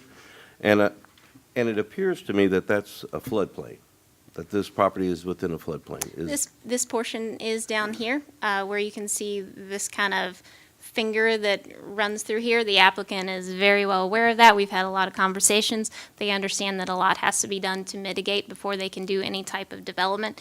And no development is going to happen on this side, well, except for the pump station. But no homes are going to be constructed along here, and certainly if this is approved and as they move forward with the actual construction of the civil and engineering drawings, I know they have a process in mind, and again, I can defer to them. They're aware of what they need to mitigate for that. Yes, sir. Also, the two entrances on Unionville Indian Trail Road. There are actually three. The main entrance is this one, so this would come off of Poplin. This is considered the second access, and this is the third access. So here's the main entrance that runs all the way down the Spine Road there.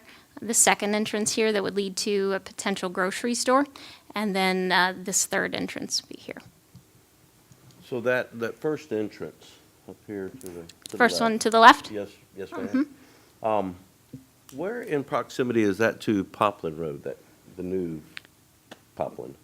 Poplin comes out right here. Okay. Yes. That's a pretty short distance between the bypass, that first road. This is shown to be right in, right out only. This entrance right there. Will there be, I guess, a de-acceleration lane and an acceleration lane coming off there? Would you For the right- like me to defer? We actually have the traffic engineer here, if that would be helpful. That'd be great. Sure.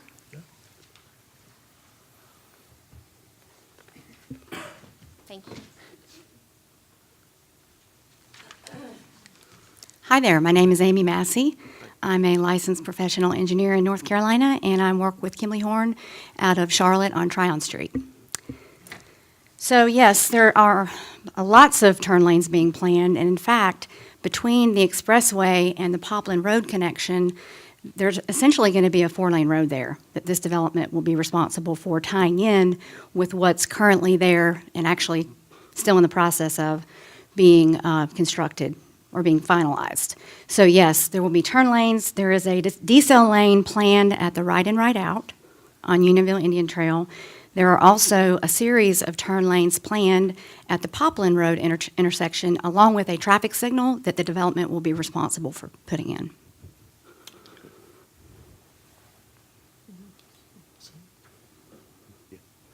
The traffic signal will go in at Poplin, you're saying?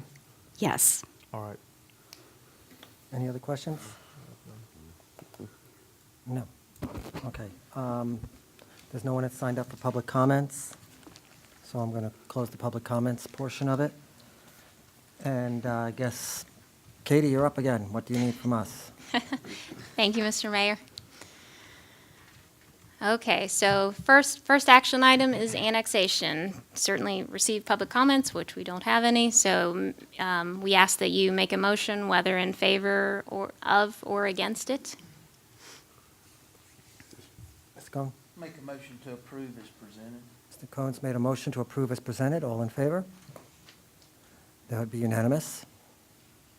Thank you. Second action item is to, of course, receive public comments.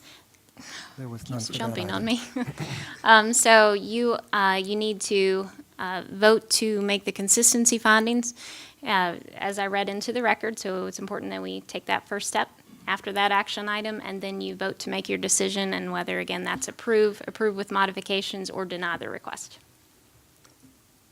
So I'll make a motion to vote and to make the required consistency findings as read into the record by staff. Thank you. Motion made by Mr. McIntyre. I have a question. Okay, go I ahead. mean, the only thing that bothers me about this project, I like the density as far as, we just heard the apartments going across the street here on 30 acres. You've got 550 units. When I added it up, it was less than that on, oh my gosh, hundreds of acres, or 131 acres. But tonight was kind of a surprise to me because I did attend those community meetings and I never heard anything about the apartment component. You didn't. And I want to make sure that before we vote, whichever way we go here, that we're not voting to approve that without any more information, just what we were shown tonight. You are not. And first of all, I appreciate the reminder on that. Because again, that's just a staff recommendation. Again, staff believes that, we don't have something like that yet, and this would be a fantastic way to kick that off. Again, staff's recommendation for the retail on the bottom, which they are already proposing a retail layout in the commercial there. And so then that's when we thought that the opportunity for residential could go above that. Again, staff recommendation, and, we would like to know for future purpose, if you are okay and comfortable with providing that option in the document. But that is absolutely not a blessing on that, because that would have to come back through a modification process. So that, even if you give the option, if you're okay with that option being available to the applicant, that is not a green light for that, because the concept plan that you see before you and the ordinance that you have that goes with this documentation does not reflect that. Thank you for And if clearing you're that up. absolutely, and if you're uncomfortable with that as a group and you don't want to include that in there, we can exclude that. But like I say, we wanted to know, so he has some direction as far as if that's something that could be worked out. Are you kidding? Mr. Sadek? Yes, what I would like to do is keep council up to date on the number of multifamily that we have throughout the town before you make any decision on an apartment. Does that answer your question, Jerry? Yes. Okay. So can I reintroduce No, the motion? it's already introduced. Okay. Mr. So that's McIntyre has made the motion to make the required consistency findings as read into record by staff. All in favor? That would be unanimous. We need another motion from council? Can I ask that, again, with this motion, you just let us know, like I say, we're okay including that option to consider, or you don't want to include that at that time? Again, it's not an approval we've had no discussion about any type of residential units, just do ask for some direction. I appreciate that. Give us 2 weeks? Oh, yes, Okay. yes. So when this document is recorded, because we have to record this through the Register of Deeds, we have our ordinance document that records, it records the concept plan that you have before you and the draft ordinance that you have, and we can include, like I say, as an option, language in there that says applicant could consider residential over retail. Again, and it makes clear that you would have to go back and get an approval. So can I ask a quick question then? Even if we exclude it, the applicant still has to come back if they want to include it, right? So Yes, it's either way, really- they have to come back. It doesn't matter whether we include or not include. We just thought it would be an opportunity, because you didn't see this in any of the public meetings, to get a sense of where your comfort level may So be. council, how would you like to proceed on that? Let's go. If I'm not mistaken, what you're trying to say is, and correct me if I'm wrong, either way, it really doesn't make any difference, and we're making, I think, a mole out of, a mountain out of a molehill, but, because it doesn't matter, it really doesn't matter whether you put it in there or not. But I think the reason you want to put that in there is, you want to see you want to see it become successful. So you might get into the process and you might find out that one may be more, and this happened in my neighborhood in Von Terre. They built and zoned the live-work area. And they couldn't sell the live-works. And so they had to go back in and redo it to make them, I think, what are they, Yeah, they transitioned back to just simply residential townhomes. simply residential. Are we talking roughly the same type thing here? At the time, this basically gives him the option to be able to understand who he's trying to sell the property to see if he can find an interested developer for that. And just to clarify, from the developer standpoint, the town actually asked us to consider. Staff did. The Mhm. staff did. This didn't come from us, being through the process and then asking for this. It was something that was approached to us, and we are absolutely willing to consider it. If you look at the developments like Burkdale and Ayersley that incorporate something like that, that would be our vision for it as well. Sort of like what was presented in the work session, where you were asking about having some retail underneath that. If we were to come back and ask for that, that would be our vision as well, carrying that type of theme. And so, if I understand this now, this is just a recommendation by the staff, basically, to do this. Absolutely. And what I would say to the council is staff's the expert on it. I look at them as the experts that know the most about what they're doing, and you just want to see it become successful. Absolutely. And I don't think anybody's trying to slide anything in on the slide, or it's just, it's kind of your business. Yes, sir. It's their business to know, and sometimes it's good to take the recommendation of the staff, because they are the experts. And if you're telling me it's probably the best thing to do, and again, we're not approving anything, but to throw that in there, then I've got to, you know more about it than I do, so I'm gonna pass to you and say, I'll take your judgment on that. Appreciate Does that. that make sense? Ms. C, excuse me, counsel.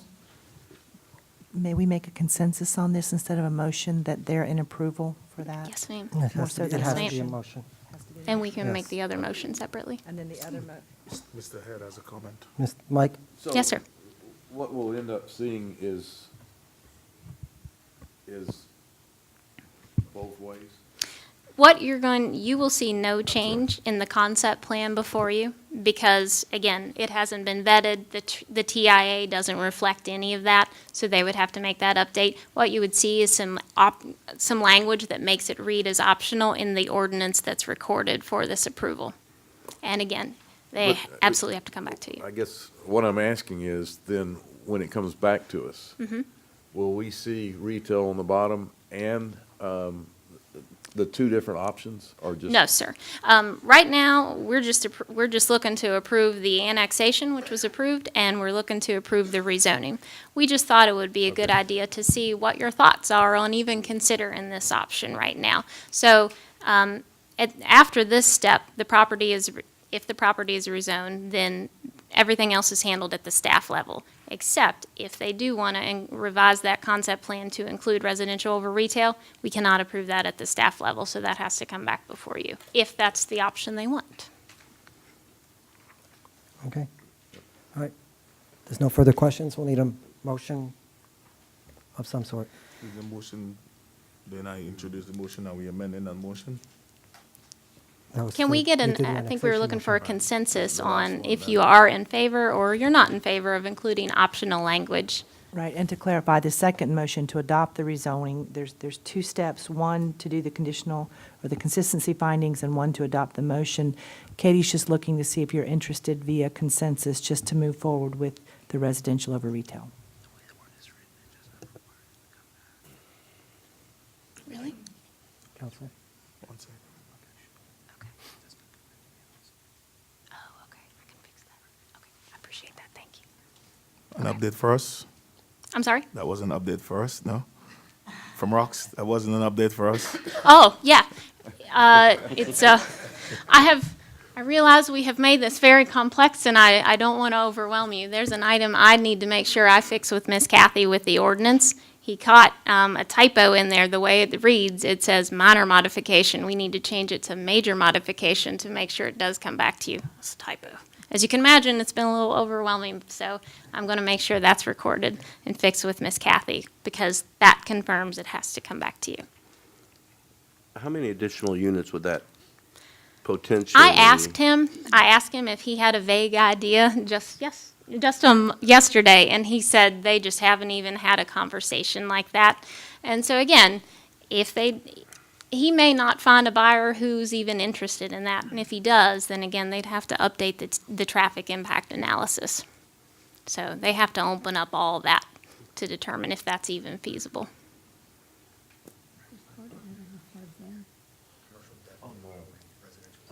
Yeah, commercial's definitely going in. Commercial's definitely going in. It's the residential with the commercial that is optional. So, if there's no more comments, I'd like to make a motion, to kind of get this moving. The final decision to approve as presented, based on your recommendations and the change in the note of major, from minor to Yes, major. thank you. To ensure it comes back to the council. Appreciate that. I say let's approve as presented. Mr. McIntyre's made a motion to approve as presented. All in favor? With those stipulations, yes. Okay, that's unanimous. Thank you. Thank you for your patience.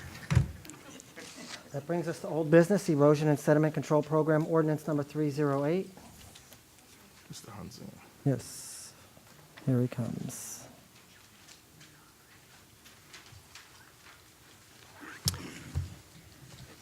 Council, Mayor, I'll make this brief. The town manager came to y'all to let you know that we are trying to pursue being a self-permitting agency for all land disturbing activities within the town limits. So right now, that's a two-step process. First process, what we're coming to y'all tonight for, is basically we've drafted that ordinance. We need to adopt the ordinance, and then we need to take that ordinance, submit it to Raleigh for their review. And that'll be like a 90-day process. So that's basically, if y'all are willing to move forward, we'd be certainly look forward to moving the process forward. Can I ask you a quick question, sir? Yes, sir. So what you're doing is any soil sediment control, we are the town, we would administer that in terms of? Right. Anything that you're disturbing more than an acre, you have to go through the Raleigh right now as far as a permitting. Okay. We would be doing that from now on, pretty much, And moving how forward. do you think that Raleigh would be amenable to us doing that? You think that's something that we would be able to? They are extremely understaffed, and they are willing to work with any town or city in the state right now to take over that permitting program. And do you think that there's a benefit to moving it to the town, absent the fees, but more or less from controlling kind of what happens in the town? I think it benefits the town, and it benefits the community as far as developers, business owners, because basically they go to one agency for all permitting purposes, so. All right. Mr. Town Manager, do you have a copy of the ordinance, sir?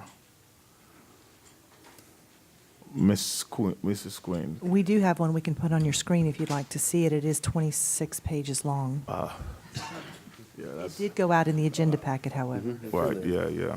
Mr. McIntyre, it's simply a cover sheet as an ordinance number. Yeah. But the guidelines is the 7 pages. It's too technical for me to understand. Basically, the state has a draft ordinance that they present to local municipalities to go by, and we basically went by that ordinance and added to it to exceed their standards. So you're satisfied with it, sir? Yes, sir. All right, that's all my questions.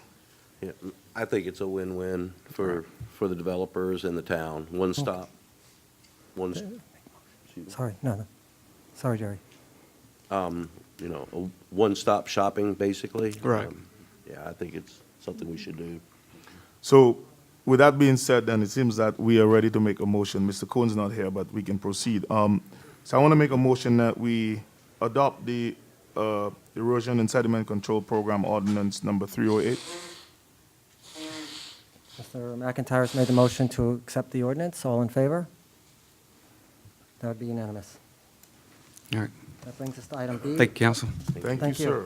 That brings us to item B, Old Monroe Road widening, scope, budget, and schedule. Mr. Cohn, the floor is Yes, yours, sir. sir. This is kind of an informational thing that I kind of put together. I'm gonna look at, here it is. Jerry had gone to a CRPT meeting. Carpo, yes, sir. Carpo meeting, and they had put the Monroe Road back another year. And, excuse me, it left me thinking.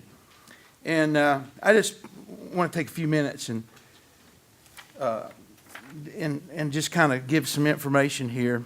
On 7/12/2011, the original resolution authorizing a $10 million borrowing for the widening of Monroe Road from 2 lanes to 4 lanes was adopted by the town council. In 2013, $500,000 was drawn down. Said monies are sitting in our NCCMT account. The remaining $9,500,000 remains authorized but not yet drawn. The bond order took effect upon its approval by the voters of the town at a referendum on 11/8/11. So in 2011, the voters voted for a $10 million bond to widen the road. Okay, on 7/10/18, we extended the expiration date on that additional 3 years on that bond because the bond was getting ready to run out. So it goes to 11/8/2021. The project's been delayed 1 year to 2024 now. Okay, the town of Indian Trail and Stallings have a unified resolution supporting a 4-lane boulevard, but totally against the proposed super street model. So basically, they're not listening to the town's, really what we want, and we have the $10 million bond. So I just going to go on to say that I talked to the old mayor, who was mayor back in those days, and he was well involved in the streets and working with DOT. And he gave me some information. Past council, at one time, the widening of Monroe Road could have started, in his mind, as early as 2012, which was, a long time ago. It was said at the time of the bond vote that the $10 million would speed up the process of getting Monroe Road widened. And that was what the residents were told. Man, if that's, let me go on. It's been pushed back at least 3 times, possibly more times. It keeps getting pushed back. At one time, it was supposedly the number 2 road in the state in urgency to be built because of the traffic on it. The traffic's so bad on it, and this was back in 2012, that at that time it was horrendous. So something needs to be done. It was at the top of the list. Matthews and Stallings has given absolutely zero towards towards that money. Indian Trail's the only town that's put up any money to build that road. Why? Why is it necessary to put up $10 million when basically other towns are getting the same thing that we are with putting up not a dime? looks like to me that DOT has not been upfront with our town. Why do we keep getting pushed back when Monroe Road was the number 2 road in urgency? Has this $10 million helped or has it hurt the town? You know, if you go back and think about it, maybe they think they got this $10 million and they're sitting on it.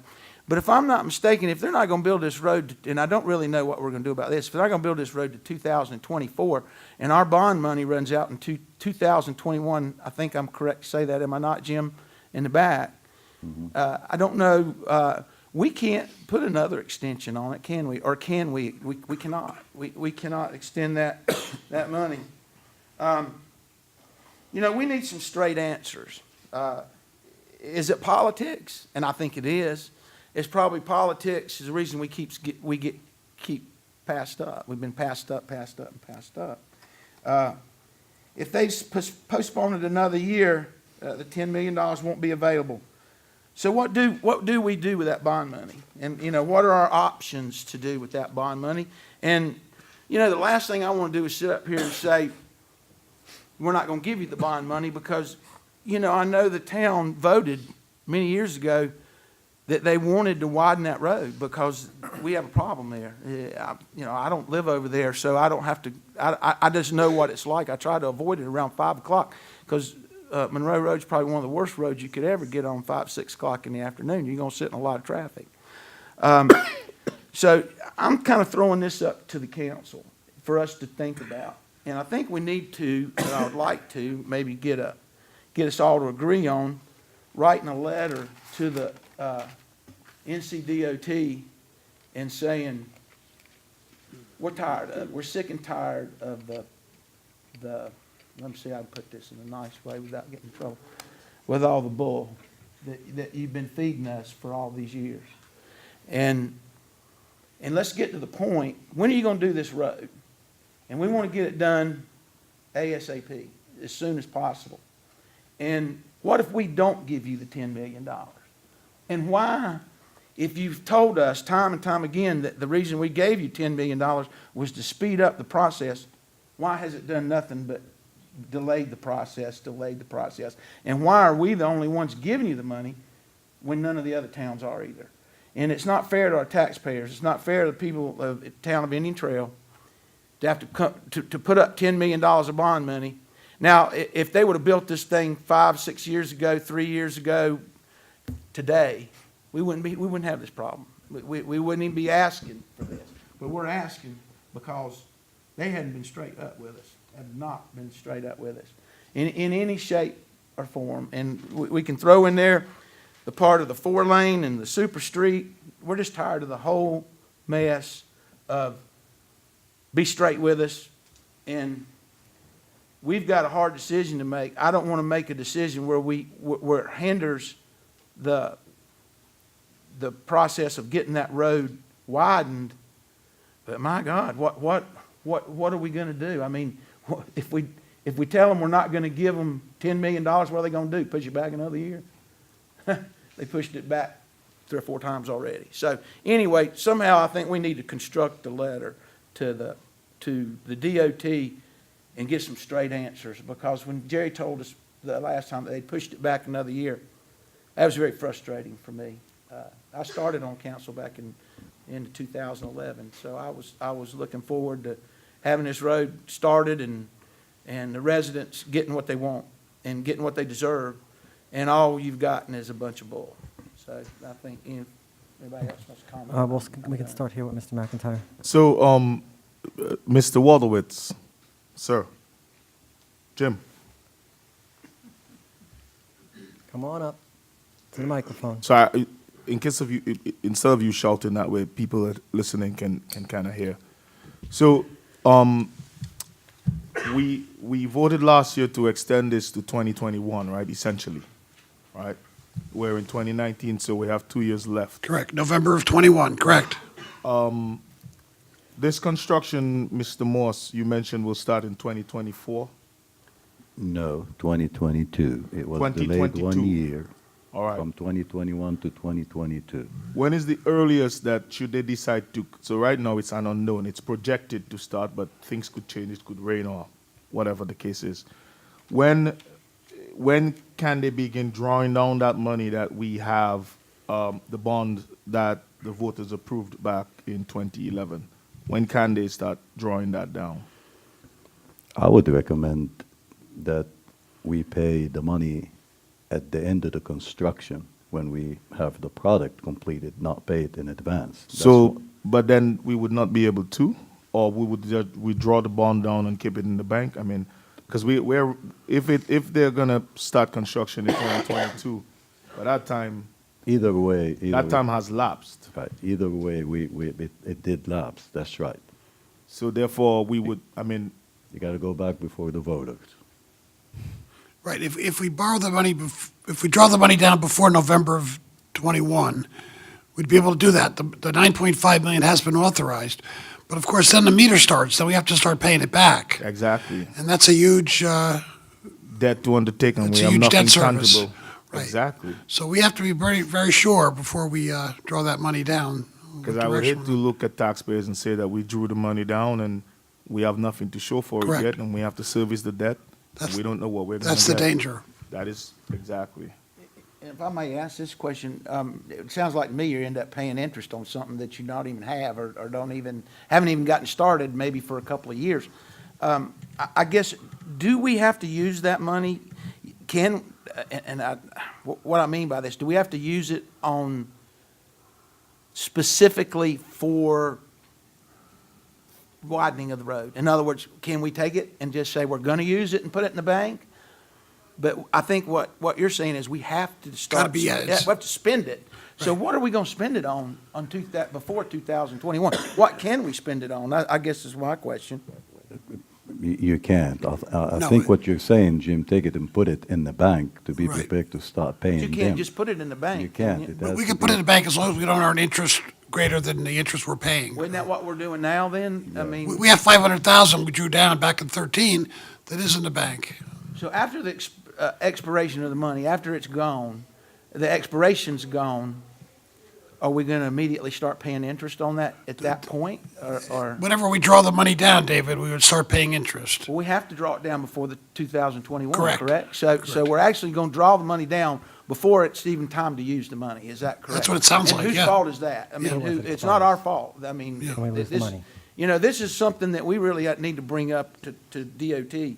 And, I mean, I think it's serious. It's a serious flaw. I would make And- that part of the letter, Mr. Cohen. Yeah. I would include that part of the letter in terms of the issues that we're running up against that particular bond. Yeah. Because Jim, if we do nothing, we don't have to pay it. We would have to pay back the 500. Correct. But the thing is, it's sitting there, so we would pay whatever interest plus that, which means we Right. really got nothing.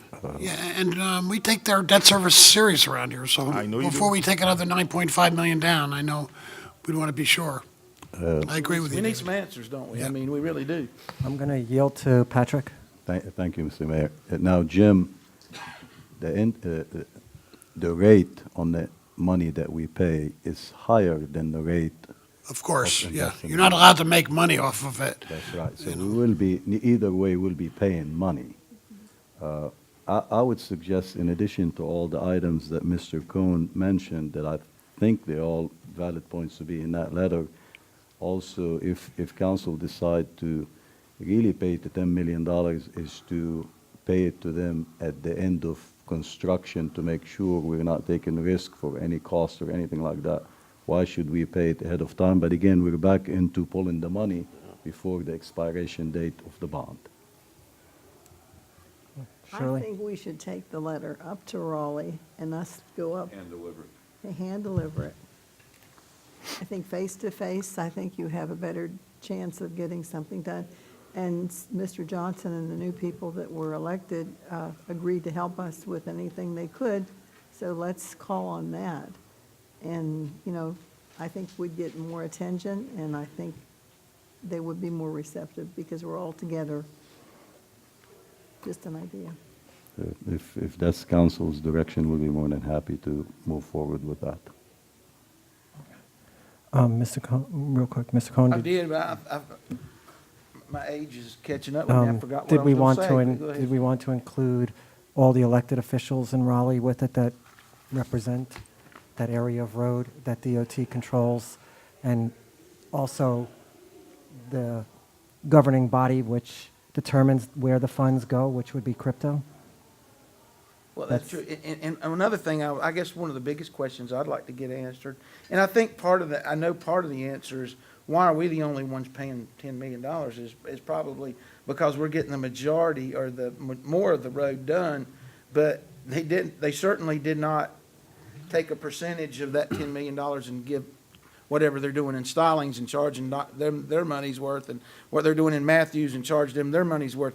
They're just saying, Indian Trail, you're footing the $10 million bill, which I don't understand that, but the voters voted on it. So, you know, I'm not saying, but I think those are some valid questions that we need to, hey, and if they're gonna, you know, build it without the $10 million bond, it sure would help. I mean, it would, and I think that's another avenue to look at it, is say, hey, if we don't give you money, you know, what does that do? And, you know, that'll sure save us some tax money. Mr. Morse? Just to try to keep it factual, there was an A, B, and a C section on Omino Road. The section in Matthews and the section from 485 to Stallings Road, I believe, maybe even to Indian Trail Waxhaw Road, I'm not sure. Those had enough congestion that they scored well in the point system, that nothing was required. So my understanding is that the section that goes from, and I could be off a little bit, but Indian Trail Waxhaw Road out to Wesley Chapel Stouch Road, that particular section, for whatever reason, the length and the traffic volume didn't qualify. But if we put in, at that time, I believe it's 20%, then we could kind of jump to the front of the line. A couple of things have transpired since then. They've redone the way that they calculate the scores for these projects. It used to be really politically who you knew, who could bring home the bacon to their constituents, and that was happening out east. But that has changed. So one of the things I did send out to you guys earlier today is this email with Mr., I believe his name is David Wasserman. Wasserman. He's with NCDOT. And the thing I've learned in a short time at CARTPO is there are a lot of buckets of money, and they can start pulling money out of certain buckets. It's almost like I'm going to pull all my money out of checking before I touch savings for different projects. Some buckets of money can fund certain projects, whether it's sidewalks, greenways, or road widenings, or intersections, depending on, you know, other factors. Is it safety, whatever. So anyways, long story short, Linda and I approached Mr. Wasserman and expressed our frustration over 70 Omino Road. He has agreed to come before our councils and give a presentation about the STIP program and, you know, the funding. So that's one thing I wanted to mention. The other thing is we actually approached Mayor Bailey to find out how did y'all pull this off. So we're working behind the scenes right now because there's a person that he's going to put us in touch with that might help us be able to write this letter and deal with DOT and maybe make some things better for our residents. So I'm mentioning these things so we don't, you know, run out of here tonight and write a letter that might be short-sighted. If we let a couple things happen, maybe it'll benefit us. And so I just wanted to I'm mention ready that. to write a letter. I know. I've been sitting here a long time, and I'm tired of listening to it. You know, I understand what all you're saying, but there's been a lot of politics played, I think, in all this, and somehow we're ending up on the bottom end of the stick. You know, time and time again. You can pull the money, you know, all the different avenues. Bottom line is, it's 2020, what is it, 224 now, or before we're gonna get it done? And bottom line, you know, what they say is money talks. And, so, and the other's walking. And their stuff that's walking's walking, and it's time for them to put up, in my opinion, let us know what's going on. Mr. Head? So, question to Jerry. If we did this, what kind of time frame are we looking at to put all this together? And Well, the first meeting with Mr. Wasserman, we're trying to do in March or April. That's that time frame. I have yet to hear back from Mayor Bailey and Ms. Paxton regarding the other avenue. But the first step here, trying to understand this funding, really truly understand it, we could do that. We have some dates that we can choose, but it'll be relatively within 2 months. I'd say if we got some people that maybe can work us through the system, I'd like to give it one last shot, just to make sure we've covered every potential opportunity to get this moving. So I would like to see us, wait until this last, whatever you want to call it, procedure meeting happens, and then come back to council and say, okay, here's what we've learned now. And then we have all the information, I think, that we could possibly have, and then be able to make a decision at that point in time. And there's nothing stopping anyone from, whether it's the residents or business owners or even us, to go to room 267 on East 4th Street and at 6 o'clock on your third Wednesday of the month, and take advantage of their public comments as well. Because there have been folks that have that are facilitating change out of, from Waxhaw. They have an issue down there. They're trying to get a parkway moved, and they've had some outspoken critics, and looks like it may happen. Okay. I think that's another, and if we do it en masse with all municipalities, we maybe have a good crowd coming. Yeah, and presently, there's public comment that's being accepted this week as far as roads go. I put it on my Facebook page. There's a link, and it's a convenient way to just click that link and start filling in your comments about certain roads. We have Wesley Chapel that we're wanting to widen. It's 31 million. There's, of course, Oban Road, but now is the opportunity to really scream and bang on the drums. Well, that's fine with me. We can do it that way. I find this council sometimes likes to talk. I'm ready for action, to be honest with you. I think we should go to Raleigh. I think we should go to Raleigh. Everything that I stated here, and if I thought it was as easy as we could go down and talk in public comments and have that road moved up to 2018 or 20 or whenever, I would really say, man, we should have done a long time ago. I really don't believe that's going to work, to be honest with you. But I'm not asking for what might be the best way to do things in the future. Everything I think I've brought up here is things that's happened in the past and that we've been lied to, let me take that back. Not lied to, misinformed. Since 2012. I'm not asking, what the future of it is, but basically what I'm saying is listen. Why did you tell us that we were number 2 on the list? Why did you say if we give you $10 million, it's going to speed up the process? All that doesn't change anything in what we're talking about. It's not going to change the fact that we have a bond that's going to run out. It doesn't change that fact either. The bond's going to run out in the meantime. These are all questions that I want to get answered from basically the past. I don't want to hear them come back in here and tell me, well, I don't believe what they're saying, Jerry. I don't believe it. I think it's political, and it's time to force action.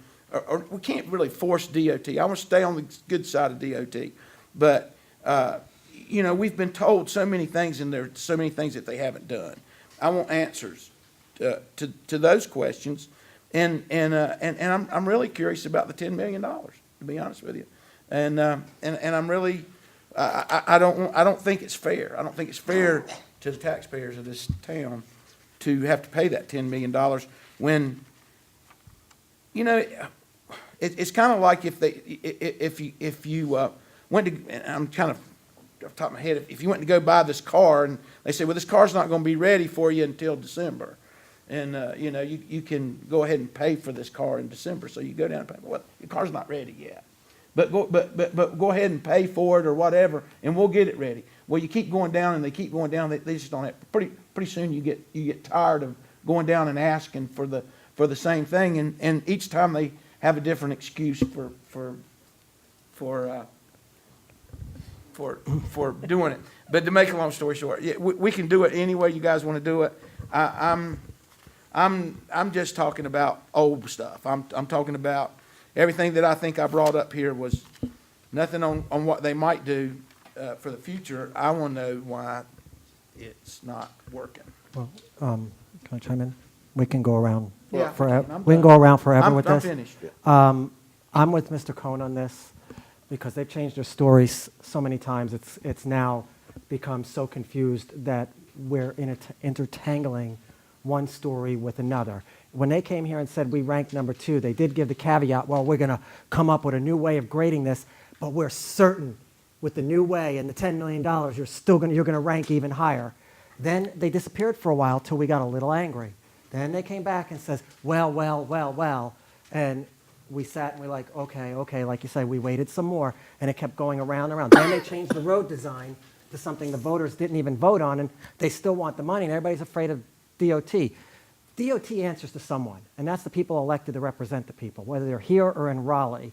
And it's time we stood up as a town united for our residents on what they really voted for and get some action from our elected officials in Raleigh, get DOT's attention while you work behind the scenes to see if we can't work through the back doors to move this up. But if we just work through the back doors, they're going to continue to patronize us. We have no history to prove that they will act otherwise. Sorry, Jerry. They've patronized us this long, they're going to patronize us further. So I'm with Mr. Cohn. Write the letter, use the $10 million as leverage, take the $10 million back. You want a super street? Put a super street on the ballot and let the people decide if they want $10 million for a super street. Because that didn't exist when the people voted for this $10 million. That's all I'll say. Patrick. I got a few items, if you don't mind. I'll make it fast. I think we need to put Division 10 immediately on notice because they are the people that taken off with the design. That's a suggestion while council is working with the elected officials in Raleigh. So that way they know that they won't come back to us and say we're so advanced in the design. I'd like to give an example of the impact of the roadway, how it's impacting development in town. I shared with council the project that Mr. Moser was having, the bowling alley, the PetSmart, and the gym, and across the street, the hotel.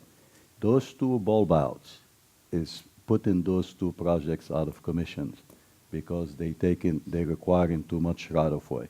So we're not only being delayed, the project is being delayed, but it's also impacting development on both sides of that roadway.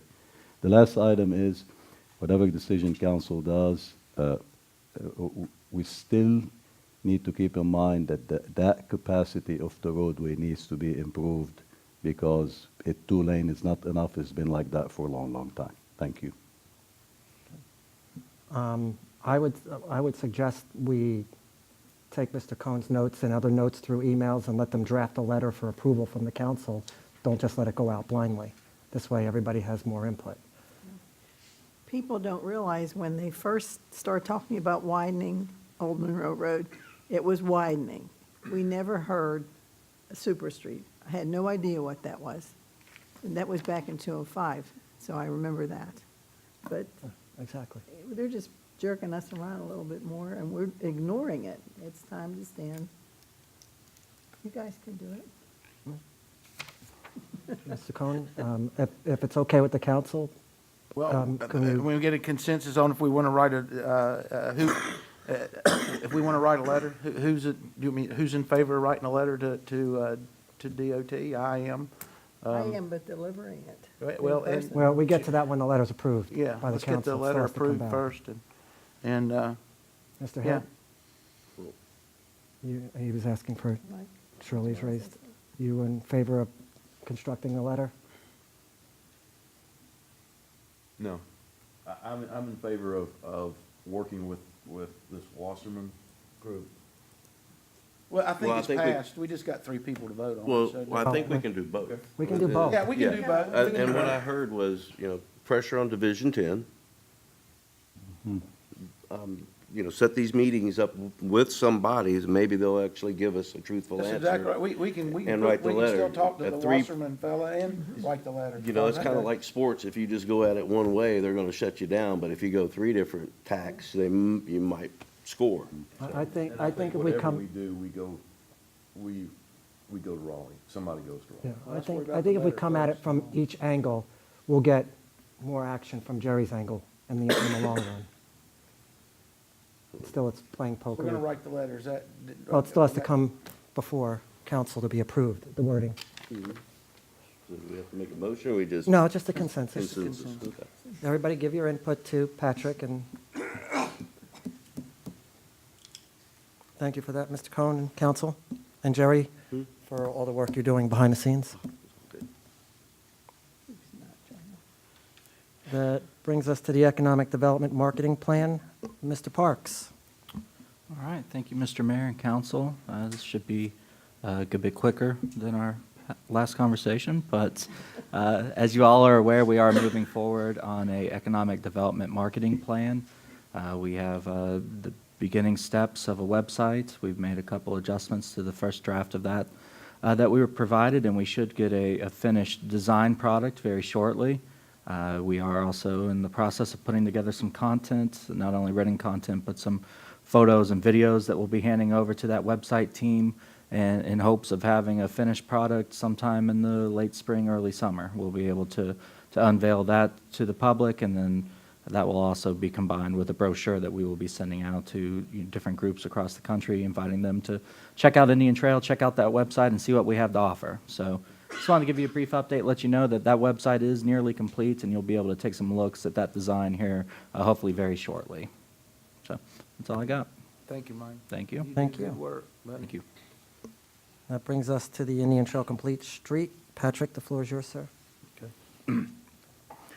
And first, I would like to thank our guests for your comment.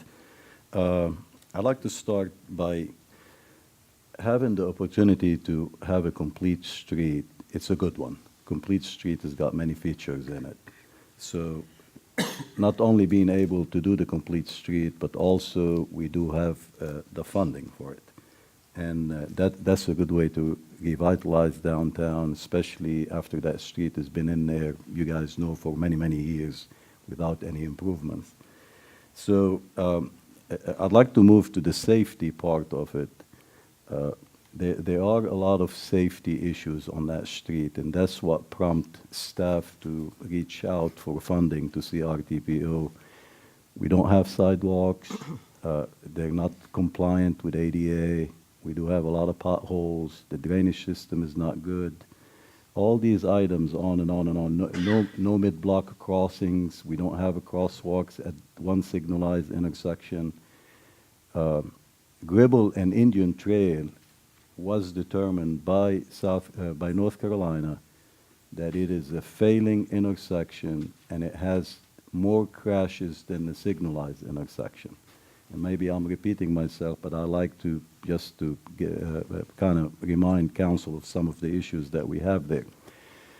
Our projects will not have significant impact on it like shutting down Gribble and Indian Trail when the state is going to come in and make it a roundabout. So we do have some safety issues there. And the 20,000 vehicles, they're not only impacted by it's a congested street. We need to keep in mind that the signalized intersection is too close to Independence, and we do have the railroad track that's impacting that too. So there are some features out there that makes this project more challenging. we've met so far 2 times in a stakeholders meeting, and we had a lot of conversations with property owners. Most of the time, DOT don't do that. DOT, they go out there, they come up with the design, they put it on the wall, and they say, this is the project, and they have 1 public meeting, maximum 2 public meetings. But because we want to make sure that what we're putting out there works for the residents, we've met with them twice, and we're taking their opinions. So one of the things that they suggested is 3 alternatives, which is completely different than ours. One of them is to try it with 1 bike lane on either side. The second one is try it with on-street parking. The third one with none, neither the 2.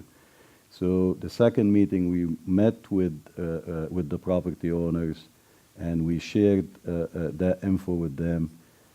But they still had concerns, and we see their concerns. And 2 items came out of the second meeting. One of them is try to do the project at night. And the second item was to go ahead and completely delay it until 2021, 22, until Chestnut Parkway is open. The first item, if we delay it until 2022, that's going to cost at least 10% increase every year. And as the gentleman mentioned earlier, if we do it at night, there is about 20 to 25% of premium on approximately $4 million.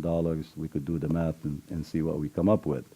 So we're still not giving up. I met with staff, and we do have an option that I think it works for both of us. What we'd like to do is, if there is an opportunity before the public meeting, is to meet one-on-one with each property owner. Michael, can I have the mouse, if you don't mind, just to give you an example that something like that will work. So we're not going to go out there and put traffic cones and shut down lanes as some of our residents think. I think, just to start with the first example, what we'd like to propose next meeting to the property owner, like take our old civic center right here. The railroad is the highest point of the projects. We could go in here, stage our construction equipment on site. Mr. Moser agreed that said, yeah, no problem, you could do that. We could build the facilities from inside, meaning the only item we need to do is saw cut the asphalt, maintain 10-foot lane, which is DOT allow us to do that while we have construction, and build everything from the inside, the sidewalk, the curb and gutter, any features that we want. And when we're done with that property, we will make sure we bring it back like it used to be and better than that. So we do have some opportunity to do that. The same thing for the 47 acres that across the street. These 2 properties, we could very easily go to them and do the work on the inside. We're not impacting the hardware store. We're not impacting the shopping center. We're on this side of the track, and we're not stopping the traffic. The same thing for the bank and Lamar. So if we continue going this way, let's say we met with the owner of the CVS, which is, we need to make sure that you have access to the property at all time. We could use the same staging area that we're using for Moser, and the same deal, keep a driveway in all the time, build the rest of the infrastructure, then switch, and then finish the rest of the work, and then continue going all the way to the church. We have plenty grass areas out there where we could stage equipment. It's in the daytime. Projects in the daytime are much better than projects at nighttime. Drainage issues, we shouldn't have any problem because we have perpendicular ditches to the project. So we could go all the way to Gribble and make it back. Now, the last item I'd like to mention, we have to worry about the existing properties and the businesses, but we also made commitment to the developers that are out there, like Typar with the 47 acres. Mr. Moser bought our property to develop it. The doctor is already building his building across at the intersection of Gribble and Indian Trail, and we have another developer looking at the 3 houses between the church and the Thai Park. So we're trying to find a balance in here to make sure we're not impacting the existing businesses, but also work closely with the new developers that they're investing a lot of money to come in and be part of this revitalization. Another challenging item that we have to deal with is we have to stay within the right-of-way. We can't acquire any real estate. That's how we got the funding.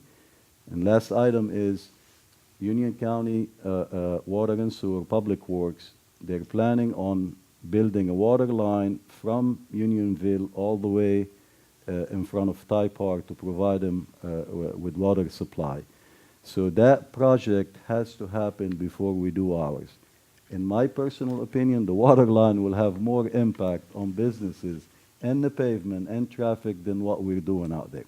So what I like to put before our residents tonight in council is we're going to take one more chance to meet with all of you guys, and if it does work, we could keep the traffic moving without impacting it, and we will fix those properties and bring them to a better condition than it used to be. And that's our commitment to you guys. So all what we need to do is just give us the chance to go out there and get that project going so we don't lose the funding. If we wait for 4 years, here we go, we're dealing with DOT for another 4 years in CRTPO. But what we'd like to do, give us the chance to meet with you one-on-one and show you what we have planned, and I guarantee you will like our proposal. So we're going to contact, I think Brian began to contact the property owners, the same stakeholders, one-on-one, and take it segment by segment and see what you think about it. We will make it work. So, and if council is okay with that, we will move in that direction. Yep. Cool, man. Okay. Thank you, Mr. Mayor. One quick thing I just wanted to say to you guys too, that, you know, council's going to do what the residents want to do. But we do have one of the best engineers in the whole world that we could ever dream of having.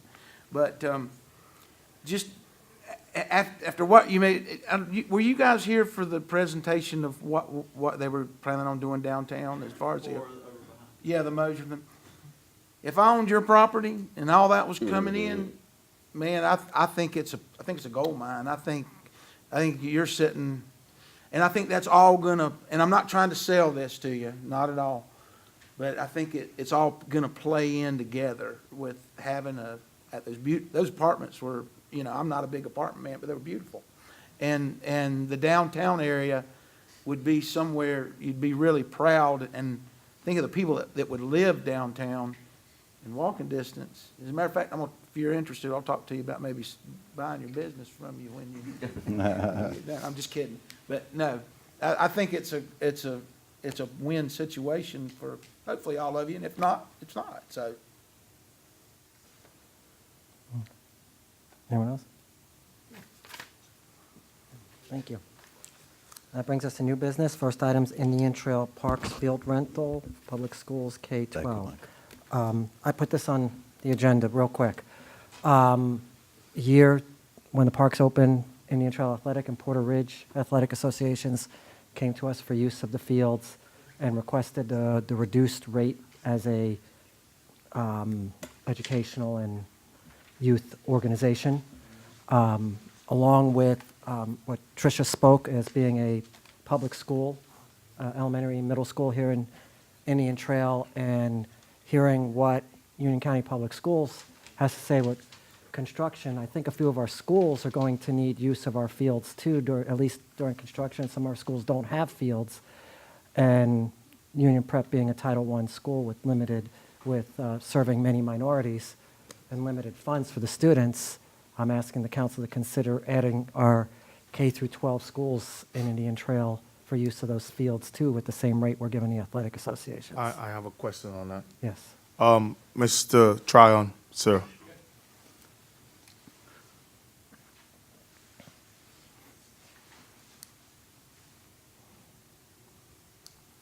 What rate does Porter Ridge and Porter Ridge Athletic Association and Indian Trail Athletic Association pay? So the athletic associations pay 50% of the field rate.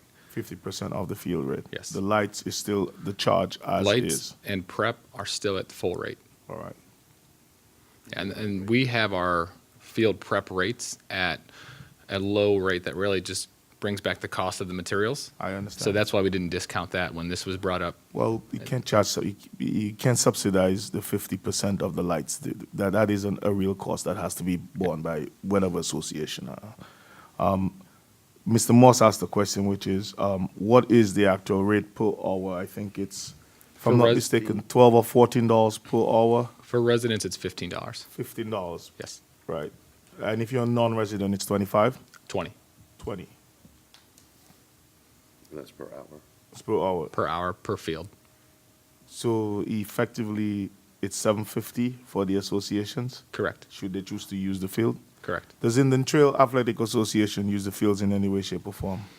Occasionally, yes. I mean, Occasionally? not on a regular basis, but they'll call us and when they need some field space. It might be one night a week here and there. So, but that would be the baseball and the multipurpose field out there, or just the base, or just the Crooked Creek? More use at Chestnut, but they do have occasional use at Crooked Creek, depending on availability. What about Porter Ridge Athletic Association? They have it more than Indian Trail. They have it pretty often, especially at Chestnut Square Field. But it's the soccer / multipurpose field Correct. versus the, Correct. okay. Ms. Kung. I had a chance to, we had a chance to speak today, so, I have a special place, in my heart for the parks and what we do and, you know, I think this is a unique situation and I did find out and I did want to speak to you and you weren't there today, so, the deal that the way I look at it, and I would want your input on this, is the school's looking at using it at 3 o'clock, 3:30 in the afternoon to I think it's 5 or 5:30 or whenever that time, which nobody uses those fields at that time. It's not a very active, if I'm correct. It's Correct. We've had schools in the past that have used it, and we do have one other school right now that does use it. It's just not the same days that Union Prep has asked for, and they're only using requesting 2 fields, and we have 4. So even if another school did come to us at that time frame, we could fulfill Yeah, their it's needs. just not a busy time. It's It not is a busy not, time no. because kids don't get out of school. The busiest time starts, I would imagine, around 5:30, 6 o'clock. 5:30 to 6:30 is when everyone usually starts Everybody getting there. wants a field or needs a field at that particular Correct. time. This is an idea that I came up with, and I thought it was a good one. And I told Seth that it was his idea, and he said, "Oh no, don't say that." And it wasn't. But and I realize there are other schools that use the field that we're charging them maybe charging them a different fee. Correct? So right now, like Metrolina uses the fields, they pay a full rate. Well, it's they- also a private school too. Correct. So, and there's a lot of non-Indian Trail people who go to Metrolina. Yep. Some do, some don't. Yeah. This is a school primarily but what I'd like to see us do, if possible, is since nobody uses that field at that time anyway, maybe we could put a provision in for any school that wanted to use it from 3 o'clock till 5:30 or whenever, that we could put that $750 rate on there. And I want you to put your input in Yeah. there. But to do that, to help this particular situation out, because it is a free lunch. Listen, I know what it costs to play sports, Mm-hmm. and a lot of kids can't afford to do it, and they're having to pay to play. You know, when I went to school, you didn't pay to play. Yeah. You know, you played, you didn't have to pay. But even the athletic associations get kind of taken away. But anyway, bottom line, I'm saying to council is, nobody uses these fields at that particular time. Nobody, as a rule. It's a time that nobody wants them. It's just been, these do. So I propose with your thoughts on this, a $750 rate between 3 o'clock and 5 or 5:30, whatever that is. And then people don't realize too that the $750 is a you're not really doing a lot, but you're just going out there and making sure the bases are there, correct? Yeah, so usually it's the Public Works team during the day will set the bases according to the length they want, which we know ahead of time from the request that comes in from the group. Pretty much well goes all day. And then if they do want to, and they will have games there, and when they have a game, I think it's $15 or it would be $15 to set up the field for them, correct? Is that? So then there'd be the prep fees that The would prep be, fees you to know, set the field up chalking the for 'em. lines and Is painting the that funds. $15? Is that $20? or- Correct, 15. $15. Yep. And you know you'd have to pay the $15. Yeah, I mean, that's, and I don't know how you feel about that, but how do you look at that? Honestly, we don't have a problem with it. I think if I just speak correctly, the staff that spoke with you, Seth, just made it sure that we don't have the authority to make the change. So that's why it was brought to council, because we don't make fee changes. The only kind of caveat I want to make sure that is nailed down is looking at what schools it is. Because like I said, we do have Metrolina that uses it during these time frame. We have had a school in Matthews that uses it, which is not Indian Trail. So make sure that when we put this in writing, is it all schools, is it Indian Trail schools, and just so there's clarity on that. I would like to see it at public schools, Okay. all public Indian Trail schools. And, you know, because private schools is totally different. And like I said, that's fine with us. We just want to make sure that when someone comes to us, you know, if they are And a I'd be private willing to help the school. private schools too, if they came and asked. Yeah. So, you know, it's not that, we're just, listen, it's the taxpayers' money. Yep. These kids come from Indian Trail, and that's what built the parks, you Yeah, know. absolutely. So it's, and you know that, I know you know that. Mhm. And, you know, work with them the best we can and do what we can to help out the Yeah. situation, so, is my opinion, so. That is fine on our behalf. Hmm? It's a slam dunk. Okay, Shirley said it's a slam dunk. Jerry? Couple of questions. I notice up here you have the small pavilion shelter scheduled, you know, the 9 a.m. to 11:30, and it has a rate. Do you have, like they sell Cokes at the beach, if it's 95 degrees, they sell them for $2. If it's 50, they sell them for 50 cents, you know, out of the machine. Is there the fee schedule, is it based on the time of day? It is not. So the schedule you're looking at with the pavilion, the reason there's time slots is to have multiple rentals per day. So if we didn't have that, someone might call and say, I want the shelter from 10 to 12. Another person may say, I want it from 1:30 to 3:30, but then it would block off the rest of that day. Now, having designated time slots, we know any given day we can have at a max 3 rentals per day. So we did that with the intent of being able to maximize the use of the facility and have more rentals throughout the day. But the price point doesn't change depending on the day. It's just resident versus non-resident. So do you have historical information of when the fields are mostly rented? Absolutely. And would it make sense then to discount fields during the off-peak time? Just as long as you cover the costs? Yeah. The other question I had, and you mentioned this, David, Indian Trail taxpayers paid for these fields, but now we're wanting to extend the benefit of the Indian Trail taxpayers to all public schools regardless if they're wherever. He specified Indian Trail. No, it has to be an Indian Trail. Okay, I misheard that, because that was No, like, oh, it has to be a that. public school in Indian Trail, not anywhere else. And are we saying now public or private? No. No, just Okay. public. And then, my other question is, how do y'all prioritize? And let's say that is it just first come, first serve? So we have a kind of a 6-step basis of when we do field reservations, and we take reservations only 2 different times per year. So there's a time frame in the fall. We take them for the spring season. So right now, all of our spring rentals are already out there from March till June, and then next month in March, end of March, early April, we'll start taking them from July to November. And what we look at first is previous users. So if someone is in good standing with the town, meaning they had it last year and they paid all their bills on time, didn't have any damages, everything went as according to their permit, they kind of get that priority use. But it also looks at whether it's a nonprofit organization, looks at whether it's athletic association, whether it's in town, in resident versus non-resident. So there's different criteria we look at when we look at giving people their rentals. Okay, so you have a matrix for that? Yes, we do. Okay. We look at, it actually has a priority too, whether it's youth versus adult. We try to have more youth out there than adult, but obviously the adults don't come on till 7:30 at night anyway, so it's usually not much of a conflict because we do have adult leagues out there from 7:30 to 10:30, 3 days a week. Patrick? Just questions I had. Okay, cool. And, you know, I think if we can do something tonight, I think we ought to just do it till June 1st, because, instead of carrying that, but I'm talking about those time slots, because those are, at that particular time, when school's out, then you have a different, those times change to mean something totally different. So what we're gonna do is do that just for when the baseball season is and for schools and that.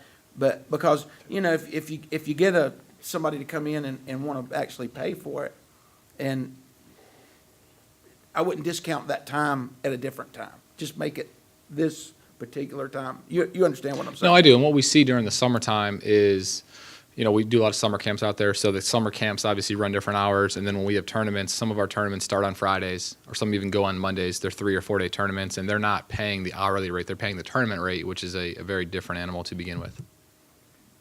Patrick? I would like to turn it to Adam and see if there will be any conflict because they maintain the field. So Adam, any input on that?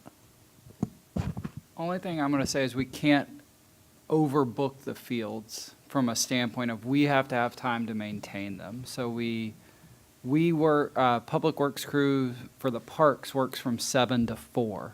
That's their workday. So if we start booking rentals every day of the week at 3 o'clock or 2:30 or whenever that time may be, we're going to shorten that window, and you're going to increase play on the field, which potentially overplay on the field can damage the field.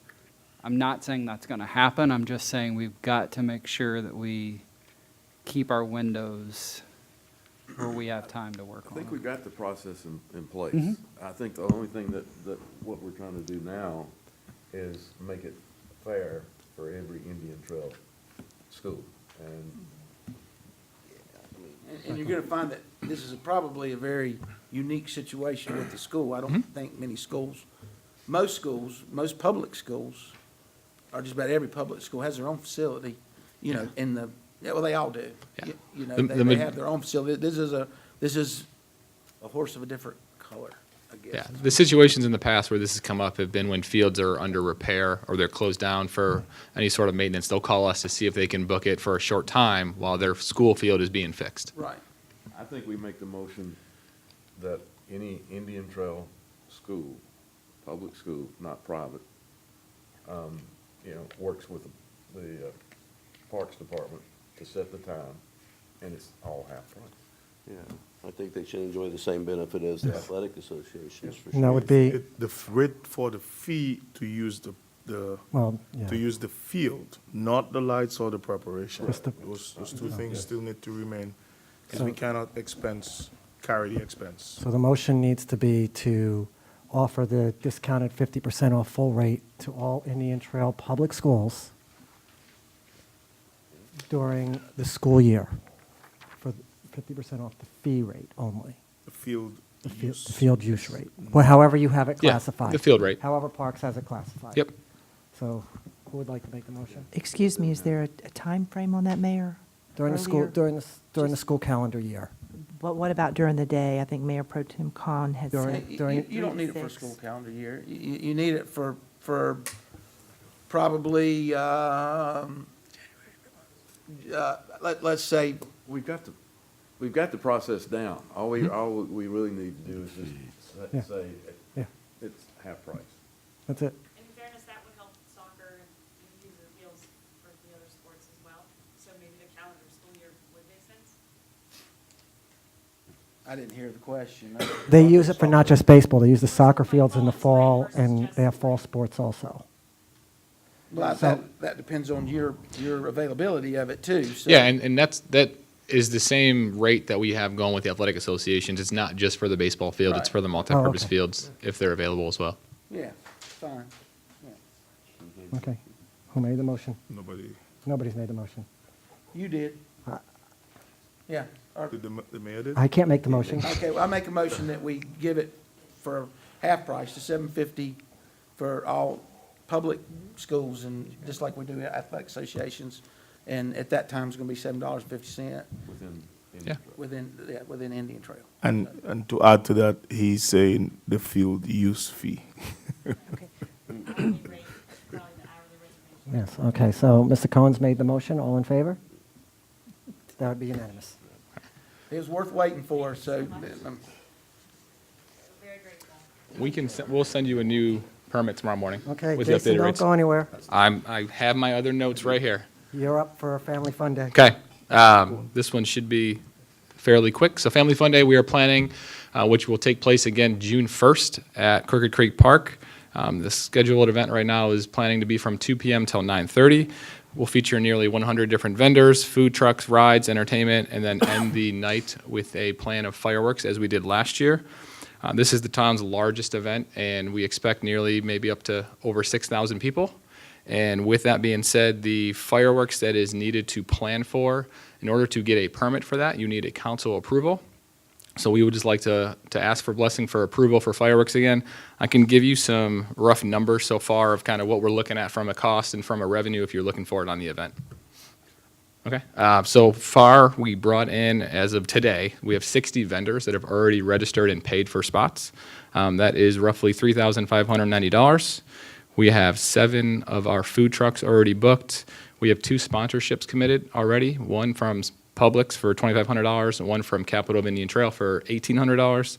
We anticipate for the entire event bringing in roughly about $9,600 of revenue, with the cost of the fireworks being $8,500. Something I want to mention, Waxhaw is no longer doing fireworks.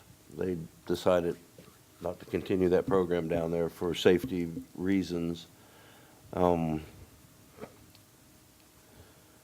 Does Chase have any concerns or with that new little tidbit? It's so wet right now, you couldn't set anything on fire. Come on, man. Come on. I don't have any particular safety concerns. The fire marshal's office actually is very strictly involved whenever you do fireworks. So, Marshal Rigoli and his folks are on site, as well as the fire departments are on site. That is required by the state. So the last time that the town did a fireworks display was over in the field across from the, I don't know whether you want to call it the old town hall, the Navajo Trail site, the old civic building, in the field across from there. And I'm getting old now, maybe 5 years ago, 6 years ago, we did fireworks. Adam may remember, I don't know, 5, 6 years ago out there in the middle of that field. But I know we had at least 2 fire marshals here and several fire folks here. So I don't think that's, town of Oakburg does them every year. I don't really see any, especially out there where you're going to be at, in that particular area. I don't have any concerns with it. I have a question on the fireworks. Yes. We did have fireworks last year. Yep, we did last year, and we They were actually, awesome. they roped off the fall zone, so no one could be within any particular feet of that We had a distance. bad rainstorm. And Yeah, thought we also had a every- typhoon go through during the day. We did in the middle of the day. We thought everybody, they left and we thought they wouldn't come back, and they did come back to see Yes. the fireworks. That's what those kids were there for. Yeah. And that was, I have to say, one of the best fireworks I've ever seen in a long time. So, So, Mr. Tran, do you need a motion from us to approve this? Is that what do. you're looking for? Yes. Mr. Cole? No, I had a question, Okay. and I didn't. Go ahead, Mr. Cohen. I just, on the fireworks display, you said $8,800, is that correct? 8,500. That's what, 8,500. Is that for exactly the same thing you got last year? It is for a 12 to 14-minute show, which is what we had last year, and it's the same price as last year. Same price? And we would look to go What with this. what are the different levels? I mean, you already got $9,600. I mean, maybe you're gonna get more money. There's other money that we have I planned. know you got other things, but do you Yeah. have levels? Do you have other levels? of- We did not reach out for quotes for a longer show. We can. We just based it off of the time frame from last year. Gotcha. But if you can go to a 14 to 16-minute show, an 18 to 20-minute show, just depending on Yeah, how it's much. just- It's just more money, I guess, Correct. is what Yep. you do. And one of the positives about doing it when you're doing it at that particular time and not the 4th of July is it's a lot cheaper to do it. If you got that same show on the 4th of July, it costs you probably 3 times as much. Much, much cheaper, Yeah, correct. So I understand, so, and I'm not opposed to giving you a limit on what you do. Listen, it's taxpayers' money. They had a great time. It's a great show. Mm-hmm. And, sometimes it's good to be able to take taxpayers' money and enjoy it, and have something nice for the town. We received tremendous feedback from the event You last did. year, especially the fireworks. You did. I wasn't there, but I wish I would have been. Yeah. Plus, you can't predict the weather in June. You can't say what it's going to be in June. There was 3 of us there, I know, and phenomenal job. Thank So, you. Yes. It blew tents away and everything. I mean, Real quick before your motion, Patrick had something to add. Yes, I would recommend, if everything went okay last year, to stick to the same price, because the contract that we have, there is a provision that if the contractor will charge us 1,000 what, Jason, in case he comes in and set up and then you don't use the fireworks. So I would suggest to stick to the same amount and keep the same contract and provision and not elevate the show and pay more money in case we end up with something like that. Yeah, there's provisions based on weather.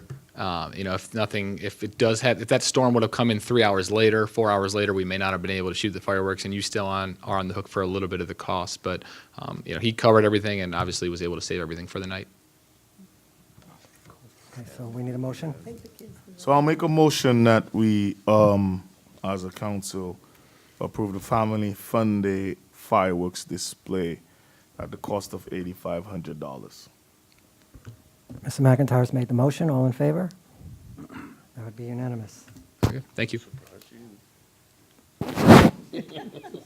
Did Jerry raise his hand? Yes, he did. He told me he's surprised. he's curious now Surprised because he me. heard it was so nice. It really was. That brings us to item D, the real estate office trailer on Mustang Drive. Mr. Cohn? Okay, maybe we can get this done fairly quickly. As we all know, there's a real estate office on Mustang Drive. I've spoke to Mr. Burris, Mr. Rocks, as I'll call him, and I've scribbled on this Rocks, but May the 7th, 2019 is when the expiration runs out on, and we're all familiar with it, runs out on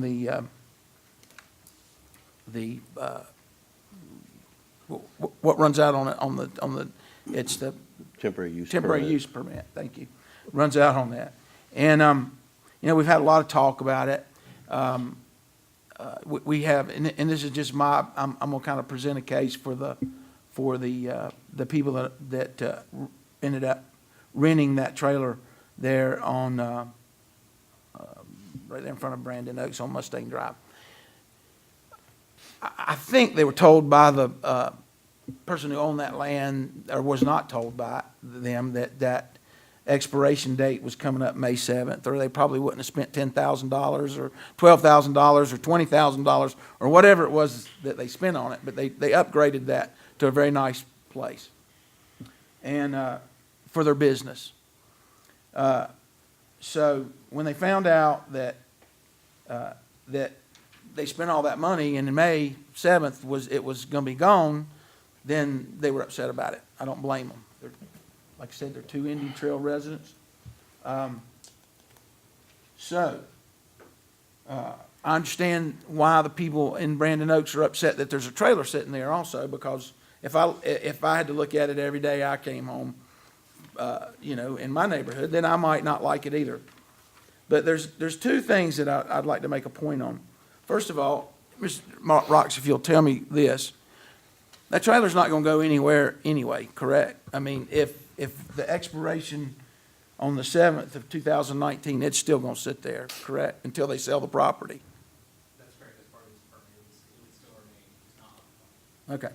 All right. So it's going to sit there regardless. So we want to move it eventually, and I guess the only way they're going to move it is if they sell the property, correct? And the people that are in the trailer are trying to sell that property. What I'd like to do, just to get to the point, is give them 6 more months. And at the end of that 6 months, they say it's all over. You don't get any more time. Because one of the gentlemen gave me a great example.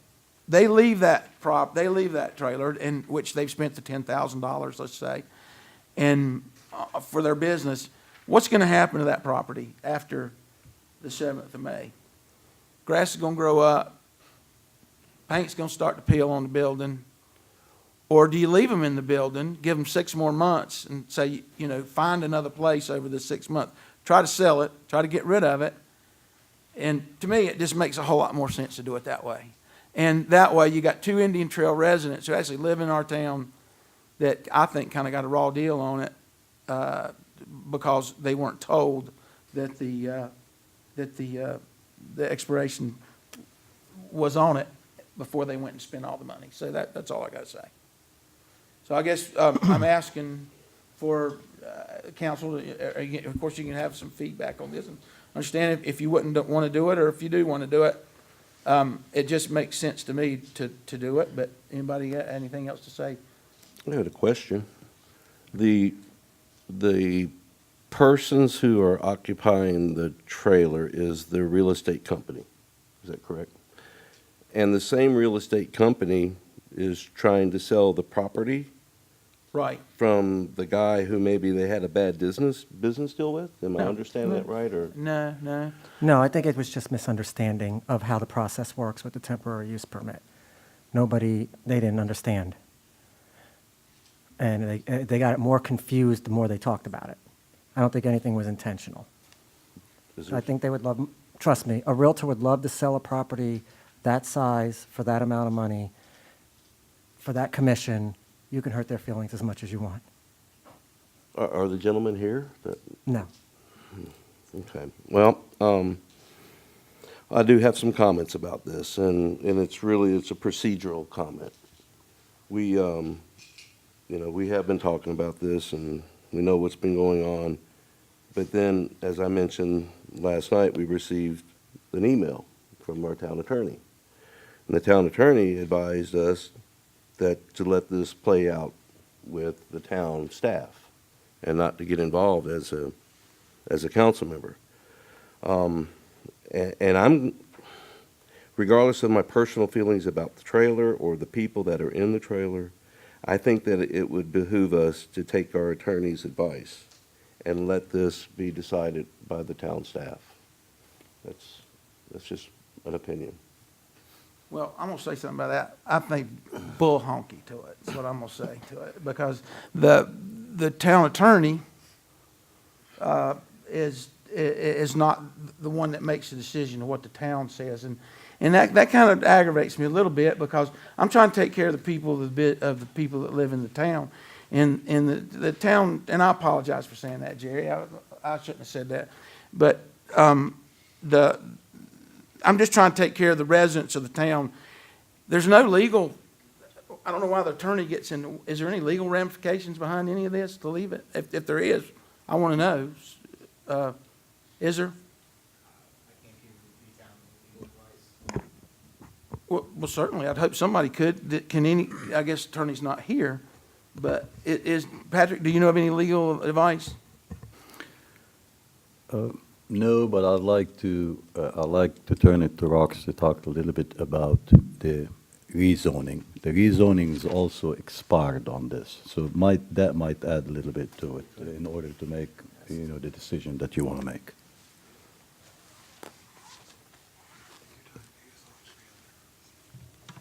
So I think kind of to springboard from Mr. Sadek's, point, if the town is looking to, kind of grant some sort of rights for the structure, then it may, Mr. Sadek is correct that the rezoning approval has passed 2 years, which means it's eligible to be revoked by the town council.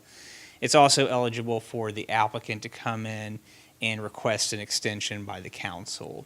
Now, as part of, if the applicants still wish to have that extended, coming before council and getting that approved, we could, try to wrap up some sort of a modification within that approval that might take into account this trailer, and maybe it stays live for a short period of time, and maybe even as part of that, it goes away after a period of time as part of that modification. And so that would be within the realm and within the proper process of that zoning approval on the property. I'm just throw that out there as feedback. Anybody else? I agree with Jerry, to the point that, we have a process in place. And if we start down if we start down the path of looking at every single one, and deciding like that, I think we live with the process. I think we respect the attorney's advice, and I would vote no. Well, all we can do is try. I'm trying for the residents of the town who spent, you know, if you look at the logical end of it, and the trailer's gonna sit there regardless. Trailer's gonna be there 6 months. With them in there or with it out. Is it gonna look better with them in there? Yeah. Is the property owner gonna get some money out of it? Yeah. Is it gonna be 6 more? Yeah. I'm just looking at the practicality of it, and, you know, sometimes the practicality outweighs and really the part that I wanted to see is because 2 Indian Trail residents have put in $10,000 or more dollars into that trailer, and it's only gonna look better.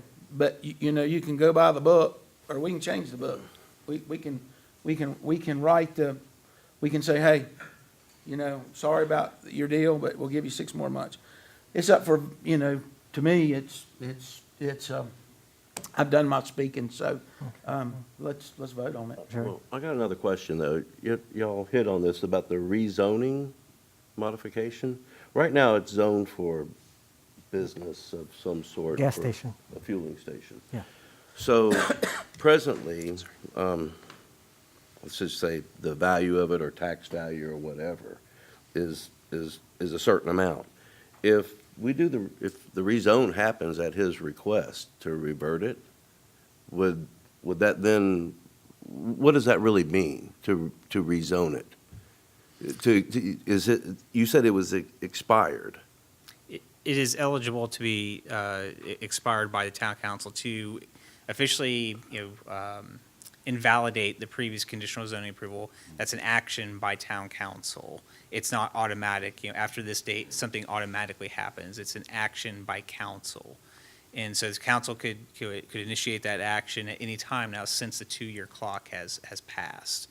The applicant also can be proactive and petition for a one-time extension for the rezoning that is subject to council approval. What does that rezoning do for them? So the property was previously zoned, I don't have the district, but it was a residential zoning for the property in Union County. The property annexed into Indian Trail, and I think a general business district was assigned to it, subject to a master plan, which included a Harris Teeter fuel station and some other smaller commercial uses. As I understand it, the fuel station is no longer a part of the development, and that's what stymied the overall redevelopment of the property and why we're talking about this trailer on Mustang Drive.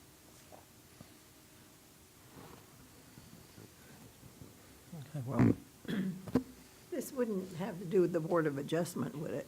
Taking that to the Board of Adjustment? It would No? not.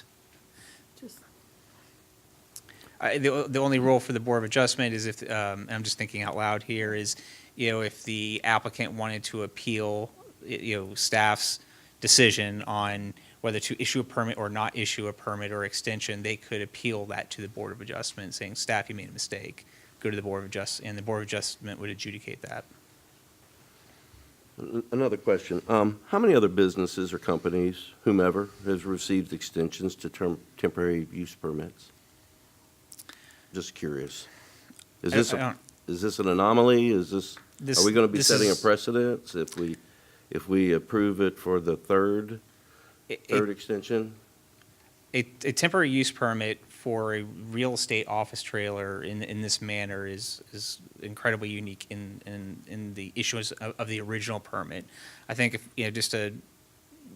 going back in time when we were presented with this question, we were kind of wrestling with some of the same issues the council was as well. We knew there was a bigger redevelopment that was to occur on the property. We're all excited about that. Council's excited, staff was excited. We learned that the project was not coming together, at least not in the near term, and the owner came to us asking for some help. They would like to house their broker on the property to market the property, and yes, maybe do on a minor element of some secondary real estate transactions. So in response to that, and in response to that, that issue, we wanted to be a helpful partner, and we issued this kind of unusual temporary use permit. But the reason why we issued them a temporary use permit is that we wanted it to be temporary. We did not want it to be permanent and give them some blanket approval. Because again, the property wouldn't have been rezoned commercial if it didn't have that master plan as part with the gas station and other things. It wasn't a commercial rezoning for a real estate trailer. So again, that was the intent behind the temporary use permit. Fast forward 6 months, we offered, we approved an extension of it, which expires in May, and that's what's occurred to date. So what is the 6 months of extension Mr. Cohn is talking about? What is that gonna do? What is it gonna do different than what's in place now? Is it gonna change anything? Is it gonna give them permanency? It's not, right? It's really just a temporary 6 months just to extend it. Is that what we're talking about still? That's all that's gonna change? I believe that's what Mr. Cohn is speaking to. So we go from May to November, December down there? Yes. 6 months' time? I mean, Question, does the town make any money? I mean, is there a business tax? I know it's probably very little, but is there something that's profitable for the town if it's occupied or not occupied, or I'd have to. if they make sales on real estate housing, does that help us? I don't wanna belabor this too much, man.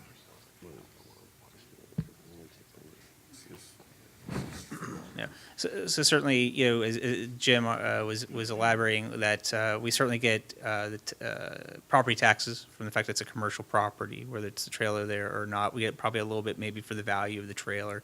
No additional taxes from selling a house or what have you from like a real estate tax. Well, I certainly understand why that we wouldn't do it, and I certainly understand why we would do it. My last comment on this will be, we stand to make a little bit of money if they're in it. I'm trying to draw that line down the middle of the page and figure out the positives and the negatives. So we make a little bit of money out of at least having it there. It's going to be a better kept building if somebody's in it. The building's still going to be there, whether it's People are working out of it? either people are working out of it or not. So, I just keep weighing the advantages of it. And, one of the things that I like about being a town councilman, most of all, is helping our residents. And is it going to help our residents to let them stay in it 2 more months? Or because I have the power to take it away and just do away with it, because that's what you're supposed to do with it. And I'm gonna try to help the residents. I got nothing personal in it. I got nothing personal in trying to get anything out of that at all. I just think the positives outweigh the negatives 5-0. Other than the fact that you are correct when you say that it is, time's up. Your time was up. So you can get rid of it, or you can extend it 6 more months and say, you got 6 more months, and then that's it. That's it. But that's it. So if everybody's finished talking. Yeah, just one quick comment to add to your positive. You put a bad taste in a business person's mouth by not helping them out for the additional 6 months. They'll take the whole business outside the town rather than look for a permanent place within the town, because the town was difficult to deal with. We've had that issue for many years in the past. So that's also a possibility. It's not the fact that I think the town's difficult to deal with here. I think the town's done what it's supposed to do. No, not in this case. Like in the past, people. No, but I don't think they would have a bad taste in their mouth, even if we said no. I'm just saying. I'm just saying. Okay. Patrick. The only reason why I mentioned the expiration of the zoning, we, as staff, we want to help the property owner and the trailer owner, because they missed the first 6 months, the first expiration date for the special use permit. We don't want them to miss this one too. So that's the intent behind bringing the zoning issue. for everybody's knowledge. We just want to be, as David's, as friendly as we can to our residents.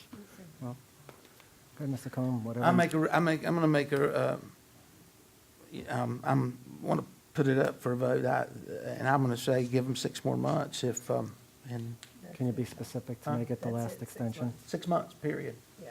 But can you, Ms. Mayo saying, can you make it specific that it is, that there will be no more extensions after And that? no more extensions, no more, just to let them get their money's worth out of it, and this time, this will give them more time to possibly find another, Buyer. plus it'll get them through the summer months where the grass is gonna grow and it's gonna, I think, gonna look the worst over the summer anyway. Well, Mr. Cohen's made the motion. All in favor? All opposed? Let the record stand. All are in favor. Mr. Morse and Mr. Head opposing. The motion passes. Brings us to solid waste recycling grant. Ms. McLam? Thanks Good for being evening, patient everyone. tonight. Oh, this one will be really quick. We submitted for a grant through the state for $30,000 with the town with a 25% match on that, so $7,500 if my math's working right in my head. We should hear back by the end of March on that, and what it would be for is public education about recycling. So what we put in the grant was 3 mail-outs to every resident in town, which right now we have a little over 13,000 households that we service. And then we would have handouts at most town events on the table for anybody to take. We would also have key material for if there was a resident or a household that had an issue, with something that was in the recycling bin that couldn't be, we'd have a way to let them know that that stuff was in the recycling bin. And then we would also look to partner with one of our other town programs where we go into the schools to talk to elementary school kids about what is and what is not recyclable. That's it. So, Any there's your questions? information. I do actually. On Saturday morning, I was flipping through the channels and I happened to come on Smerconish on CNN. Okay. And he had a guy on there from, I think, a professor from Philadelphia, if I'm not mistaken. And they were talking about recycling. And question to Patrick, really, have we ever trailed or taken a look at sort of what when all the recycling leaves a home, kind of where it goes? Because what I found out was most of the stuff that we think that we are really recycling ends up in the landfill. Yep. And therefore, I feel good that, when I get a cardboard box from Amazon, I cut it up and I fit it nice into the bin so I can put more, in there. But when you think of it, a lot of that stuff, I wonder, doesn't necessarily make it to the landfill. And in time, while I think it's a really good idea to kind of get people to understand about solid waste recycling and so forth, kind of the do's and don'ts, and educate the younger folks, who may not necessarily know. I'm wondering, have we ever taken a look, Mr. Siddiq, at when the recycling goes out, what really makes it in there? Because that would kind of lend to some of the other issues that are coming up. And it tied into our wider issue, which is the entire United States and the world, really and truly, being, left to scramble to find ways to, or other sources to dispose of some of the recyclable materials because of the China, I think in 2017, putting that ban in place. That's why, as Adam mentioned, that's why we're taking that approach. The best way to make sure that the recycling material is not contaminated and ended up at the landfill is the education and the residents separated. If it's separated, that will bring interest to the end user that take it and recycle it, and it wouldn't be an issue. And then our vendor doesn't have to put it on the ground and see if it's contaminated. If it's contaminated right now, he's taking it to the landfill, because if we take it uptown, they're going to charge us $150 instead of $32.50. Yeah. So the first approach we're taking is get this educational grant, do a good job on our website and send it out, and then make a final decision with our vendor which way we're going and how we're going to compensate them or whether not to compensate them. Any Thank you. questions? No, thank you. Thanks. That brings us to the IT-UC storm drainage interlock agreement, Mr. Sadik. Yes, sir, this is a quick one. I just want council to know that we're having an interlocal agreement with Union County in regard to the station area, the secret shortcut station area plan. And simply what the agreement is, it will, Union County will turn any plan reviews for that entire area to us. We'll review the storm drainage and whatever comments we come up with, and all the fees that goes to Union County, they come to us. The second item of the interlocal agreement is any development along the peripheral of Indian Trail, they will give us a copy, a courtesy copy for us, but we don't review them, we just provide comments, and we don't take the fees.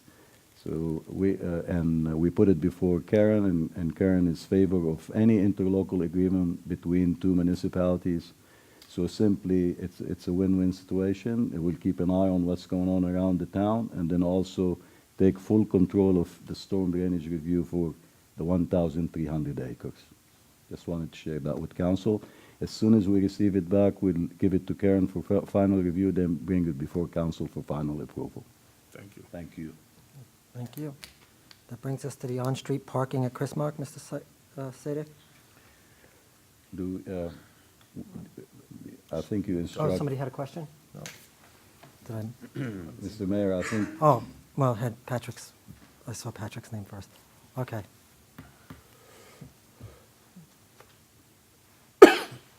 Is this in regard to Chrismark? Yes. Okay, I think you instructed us to see if there's any. Oh, public is there anyone comment. here from Chrismark in regards to this? Did you guys have comments? Okay, can you hold off on your comments till he explains it? Yes, sir. Okay, and then I'll open the floor to you. Thank you. Thank you for reminding me, Patrick. Thank you, Mr. Mayor, no problem. What you're looking at up there, our staff and Union County Sheriff's Office, we went there in regard to the complaint. Simply, what we received is that the school buses cannot access those areas because some on-street parking. So what we wanted to do, and I think we share the same opinion with Union County Sheriff's Office, is anywhere you see a star out there, we're going to go out there and place a sign, and simply the sign says, no parking, no on-street parking. But we're finding out that the streets are so narrow, the driveways are too short, and sometimes the residents don't have any choice but to park on the street, you know, a little bit on the shoulder, a little bit on the street, providing that 16 feet clearance for emergency vehicles and buses. So the best way to do this, in our opinion, is to put those signs at the entrance of those small clusters, and simply what it says, no parking during certain hours, which is the bus time in the morning and the bus time in the afternoon. That will continue to allow the residents to keep some on-street parking, but maintaining that 16 feet, but at the same time, allowing the buses to circulate and pick up the students. If we don't do that, then the bus is going to force all the students to meet at a certain point, and they will not be picked up at certain location like they are right now. I think the signs will work, and we just need to try them, and that will have the least impact on all the residents in those small cluster. And then, Mr. Mayor, now I'll turn it to you for any comment. Okay. Okay, can you step up to the mic? Who still wants to make a public comment on this? Okay, just. we're Okay, gonna I give you the do have a public question comments. about, do I introduce myself? I Yes, don't know. please. Okay, my name is Tracy Olson. I live in the Trails off Chimney Wood in Chrismark. I do have a question about parking on the swale or between the street and the sidewalk. In the little pamphlet, the reason why we're here is because a sheriff stopped and gave my son a ticket, who was only there for 2 days, for parking on the street. He came to visit from college. So I actually spoke to him for about 30 minutes yesterday. And on the pamphlet that he gave us, it says that there is a town ordinance that states we cannot park on that grass section between the road and the sidewalk. So you're saying, you just said that we do have an option, or we could park on that? No, what we, as long as you don't block the sidewalk, but we've been finding out because the streets are so narrow, and some residents have 2 to 3 cars in the same situation that you had with your son. They had no place but to park right there, maintaining the 16 feet, so they kind of inch it up a little bit on the grass or something like that. That is correct. As long as they cannot, and Chase, correct me if I'm wrong, as long as they cannot block the sidewalk, they can't block the sidewalk, and they can't occupy more area, leaving less than 16 feet. Okay. So Okay. The ordinance is very clear. If you want to look at it on the website, it kind of shows you pictures and each condition to follow. But one thing we're facing is those neighborhoods, I think, Todd, if I'm not mistaken, we're built with smaller driveways and narrower street. Very much so, yes. So we're trying to come up with a solution that work for the existing condition. Okay, great, because we appreciate that, because our HOA is just like absolutely no on-street parking, absolutely. And they informed us that you were voting on absolutely no on-street parking whatsoever, any time of the day. No, and So again, that's, I'm sorry for interrupting you. Go no, ahead. no, no, I'm sorry. So that's why we're here, because we just wanted to make sure that we had the correct information, because they were telling me that I was misinformed. Okay. I just want to make sure, Captain Chase, I think in this condition, HOA regulations supersede probably ours, doesn't it? Or we rely on it? So the big thing that's going to come into play for you guys, because, and council can back me on this, I yell at them all the time about it jokingly, but on site plan reviews and stuff for future developments, you are the poster child of what we are always pointing out and talking about. Very short driveways. You park a full-size Suburban, Expedition, Tahoe or something in the driveway, then you're most likely blocking the entire sidewalk. Means that when she's walking down the street with kids, she's got to go out into the roadway, which I don't want, you don't want, we don't want people in the road, we want cars in the road. But then at the same time, if you park the smart car on the street, then you're probably not going to be able to leave 16 feet of roadway, which is required by the ordinance because of the narrow road. And then also you've got other conditions like you can't be within 30 feet of an intersection. Correct. So when you have a short run of a street, you come back 30 feet, then you have fire hydrants, 15 feet of a mailbox, no cul-de-sac parking in and out of the cul-de-sac. And what prompted a lot of this is because this is not a brand-new ordinance. It's been around for a little while, and it's not a brand-new struggle for these guys. I don't think I want to put words in your mouth, but I've been over there around Thanksgiving and Christmas, so I know what everybody goes through, you know, trying to move cars around and get family in and get family out. I've been there at Halloween where you can barely walk, more or less drive through in some of the areas back in there. And, you know, at the end of the day, we want to be able to see something that's going to work for the residents over there, because it's not just an option to raise your hand and say, all right, I'll just move somewhere else. And it is a reality, the fact that they still have to work, they still got kids, family come over, and we're not hiding in the bushes waiting on somebody to violate the parking ordinance. I think I've been pretty clear about that from the get-go. We've got a lot of other things on our table, but our goal is to get service delivery vehicles in and out of the neighborhoods. So UPS, FedEx, the post office, school buses, fire trucks, EMS, things like that that are service providers. We want to be able to get in there. Lowe's needs to come in and deliver a refrigerator for a guy that lives in the street. We want them to be able to get in there.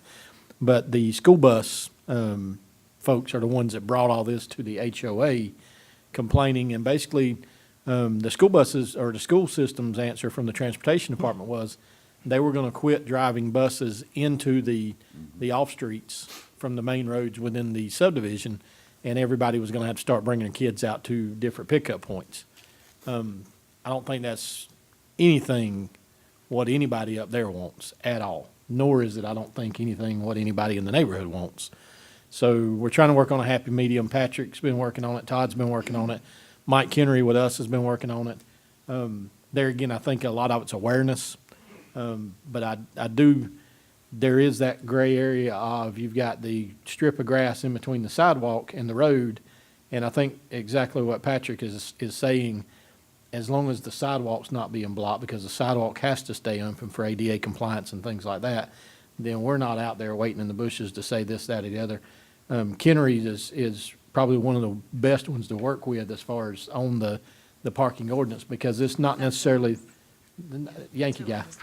Yeah, so not necessarily the simplest thing to understand, but it is simple for me to understand this. If I'm coming to your house for a barbecue and I work with you and you say, hey, I'm having a cookout, then I know I'm probably gonna pull up and park right out in front of wherever the GPS or your address point.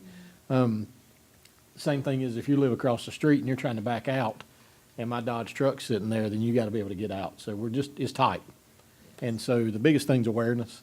Everybody over there know it and being aware of it. And then after that, you know, it may be that we have to go back with you guys to the HOA to say, the HOA didn't get you in this boat, the town didn't get you in this boat, but in the total circumstances, we're all here. Let's work on something together. So that may be another thing. I know Kennery told me he saw some people parking in a vacant area that's a swell in between two houses. And I don't think that's a goal of anybody, especially if it's gonna rain. And then the likelihood of that's pretty high nowadays. So then you're gonna wind up with somebody having a vehicle that got, you know, water in it or something. So that's not necessarily the right thing either. But also, if you're out there and you watch a fire truck try to come through, and if you guys have lived out there, you've seen that, or a school bus on a daily basis try to go through, it's not doable in a large vehicle. Chase, if I may, the last comment I'd like to make is that the last thing we want to see, the children walking a long distance on a narrow street where cars parks on the side, they can't be visible by approaching vehicle. So that's why we're jumping on the school issue first. And then I agree with you. The next step is to go to HOA and kind of see how much. Absolutely. I've got a 14-year-old. I wouldn't want to see her at dark in the wintertime trying to walk out, you know, all the way across the neighborhood. You know, I want to be able to keep them inside if they're riding the bus or whatnot. You know, I think we're reasonable. Now, we put a lot of stickers on cars, and the stickers are there for awareness. You know, we give an ample opportunity whenever we put a car into our system before we're citing people. We don't make a dollar. The citing is not what we're there for. We're mainly there for awareness and to give out pamphlets and the end result goal is so that Johnny Blythe and the fire trucks don't end up hitting cars, because we've had 2 hit over in this particular area. And it's just one of our example areas of where it just slipped through the cracks, and we got a whole lot tighter community over there. So, hi, my name's Tim Chu. I'm a parent over in the Chris Mark subdivision. And first off, I want to say thanks for addressing the issue and trying to do something about it. I just wanted to throw my 2 cents into, as you're planning this, as a parent of several children quickly approaching driving age, I have some experience, I'm a little bit older. What I'm finding is the cars that are parked closer to the corners are really a problem from a line of sight perspective. And I think the biggest problem from the buses. So as you plan out where to put those signs, I know there's a 30 feet setback, but to your point, you don't have the manpower to be over there all the time citing cars. If you take that into account when you're planning where to put the signs, so that kind of reinforces that ordinance, I think that'll go a long way to solving the problem as well. That's a good point, sir. Yeah, so thank you. And anybody else before? Yes, sir. Real quick, I'm Andrew Olson. I'm actually a resident on Chimneywood Trail. I'd like to thank the town of Indian Trail. The school system is great. It helped my son get a full scholarship to aerospace. He's 22 years old, and he's going to get his master's in aerospace. My other son is going to CATA, of which he needs his car. I mean, I live in a four-bedroom house with a tiny driveway. Some of our residents have said, just park your cars in the garage. I have a full-size van, and my wife has a sedan. They don't fit in the garage. I mean, if we can work with the town to where we can park on the grass and be off the road. And you said, you know, if we can have 16 feet of clearance. The road in front of my house is only 14 feet wide. It's not a full 16 feet. But if we can get our cars off the road, even onto that little piece of concrete to where we do have a full thing, I think that's something we can do. Because according to our HOA, there was going to be no parking at all. I think some of the people that are here tonight, that we're here tonight because my wife jumped on the internet and started putting it out. We knew about this talk tonight because of a policeman that ticketed my son's car. My son's car was there for 24 hours, and he got a ticket. The gentleman was nice. He said, I'm sorry, I have to ticket your car. I don't want to, but I have to. And that's why we're here. Our HOA gave us no notice. we had less than 24 hours' notice, most of us here, to come talk. Otherwise, if it wasn't for Mr. Alvarez giving us this time to speak, we wouldn't even have this time to speak. So it's nice that we have some sort of information now, because I am on Chimneywood Trail there, where the sign will be, and I'm sure we can work out something. And you said maybe we could revisit that if it becomes an issue. Is that something you said that we might be able to revisit? Another options that engineering could look at and see, which is a lot of people do, they double the size of the the parking area, the driveway. Yes. But we have to look at the dimensions. If that's a possibility where you widen the drive, every neighbor does that. Yes. And then you have access to maneuver the car in. Yes, that could would be, an I option. mean, that's a fix, because like I said, according to our HOA, there was no parking at all. You couldn't have visitors, you couldn't have vendors, you couldn't have anybody. And we even have text messages from our HOA president saying, they're not gonna talk about it. Please give us time to work it out. And I'm like, they're talking about it tonight. We have the docket. So, Yeah, what that does is mainly the people that have, the residents that have 3 cars or 2 big cars. yes, They could take advantage of that. So Yes. give us some time to look at it and see if they Yes. can be widened. And the rest of the population, they're not gonna do it because they might not have the same problem. that correct. you It have. seems like a lot of the people where they're just like, just empty out your car, empty out your garages. There's some houses in our neighborhood that have 30, 40-foot-long driveways. My driveway, it barely fits. So we're gonna move forward with the signs, but also we'll go out there to the field and look at the possibility of widening those. Because I know driveways. also after we got the notice that the buses were having issues on my particular street, everybody started parking over on the swale. And I think for that week or the weeks after, we really haven't had an issue with the bus in our particular area, because everybody did move their cars over. And I think everybody is trying to help. We understand there's a problem. It's not like we want to be, hard on anybody. We understand there's a problem, especially with emergency vehicles. We had a fire in the cul-de-sac, and the emergency vehicles, I think we had more problems with rubberneckers parking than the trucks getting through. So we really want to try to do something. We were just all left in the dark on what was going to be done, or if anything. Can I ask a couple of questions real Yes. quick, just so the council hears? Because I think I know the answer to it. So you guys have a neighborhood parking lot with a pool? Yes. Are you allowed to park your vehicle? No, overnight our there? HOA won't let us park there. The other thing is, are you allowed to add on to your driveway currently right now? My wife is going to be applying to the ARB for that exact thing. So you There have to are some apply. houses in the neighborhood that have extended their driveways. I don't know if they were exempt or if we can get that approved through the ARB, but that is something we'd be more than willing to do. But you have to For sure. ask permission for that? Yes, and yes. then from a lot the- of it depends. on- Yes. Okay. But you say, because like you said, would that be a problem with zoning? Yeah, we have to talk to engineering and planning. Okay. And we will see what we come up with and get back with you guys in HOA and Captain Chase. Okay, great. Okay, thank you for your time. Thank you very much, sir. I'll make this quick. My name is Harlan Proctor. I work for CMPD, been a police officer for 21 years. I'm a coordinator, so I'm used to dealing with neighborhood problems like this. Everybody calls me and, it's easy to say, well, we're going to throw up signs, no parking here and there. I don't live in the neighborhood. But I'm glad y'all came up with the signs, for, have certain time frames when there's no parking on the street. Just to get clarification, so if we park like straddling that grass between the sidewalk and the road, as long as we're not like blocking the sidewalk, then we're all right? Yeah, and as long as we're offering that 16 feet for the emergency vehicle. Now, if you don't have if the whole street is 14 feet, then we got a problem. Yes.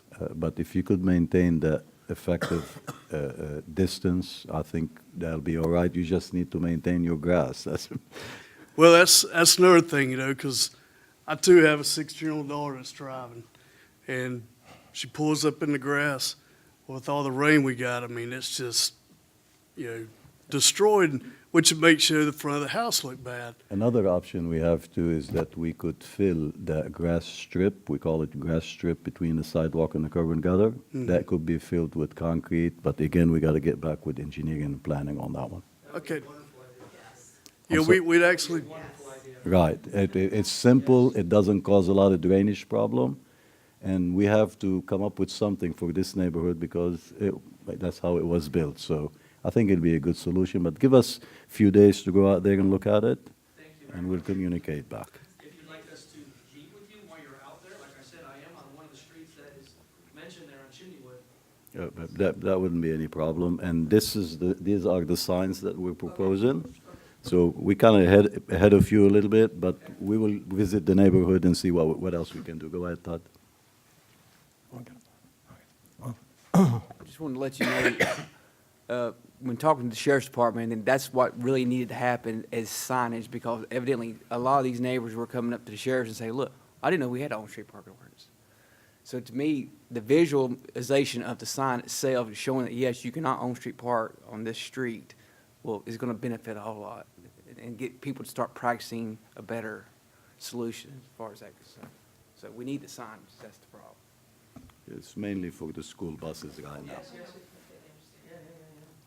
Well, and just to reiterate what Todd was saying, our biggest thing with it is, you know, you guys may know now what your HOA rules are, and what your town ordinance is for on-street parking or for your golf carts and things like that. But when you load up and go to Belmont to a coworker's house for a get-together on a Friday night, you don't necessarily know what all the ordinances and rules are around there. You know, so the signage is what we're looking for whenever, you know, trick-or-treaters are coming into your neighborhood on Halloween night. Things like that, we want them to be able to see that as well, and, you know, as company that you may be having coming over, because I shouldn't expect that you're gonna have to email a document that's 19 pages long, you know, to everybody that's coming over for a get-together on a Friday night at your house. So putting a sign out there, we're hoping that kind of gets the word out to everybody. So. And that's one thing I realize, you know, we got to get that happy medium where emergency personnel can get through, but yet, you know, Thanksgiving and Christmas, when you got family coming in, yeah, if they, you know, would let us park at the pool, hey, you're going to have to park, you know, a quarter mile away and walk.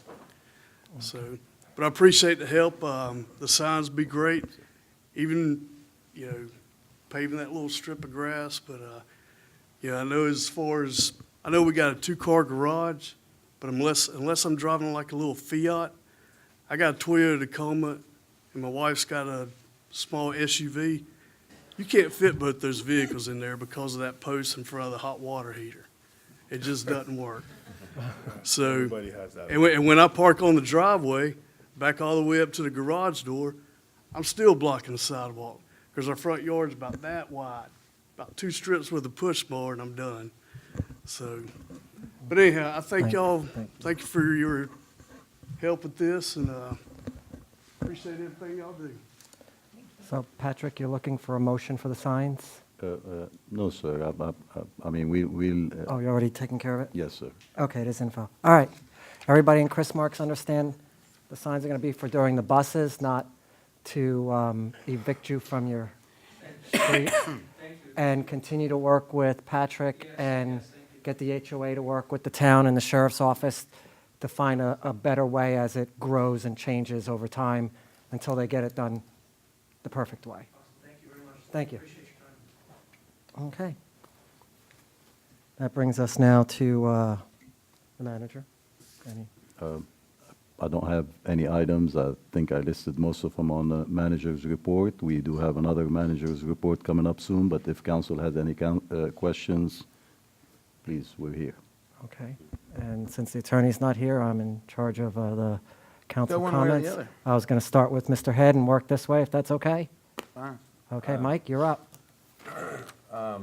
We had a great crowd tonight. We had a lot of interaction, and I think you can see how much the council is really trying to make sure we do the right thing. I know.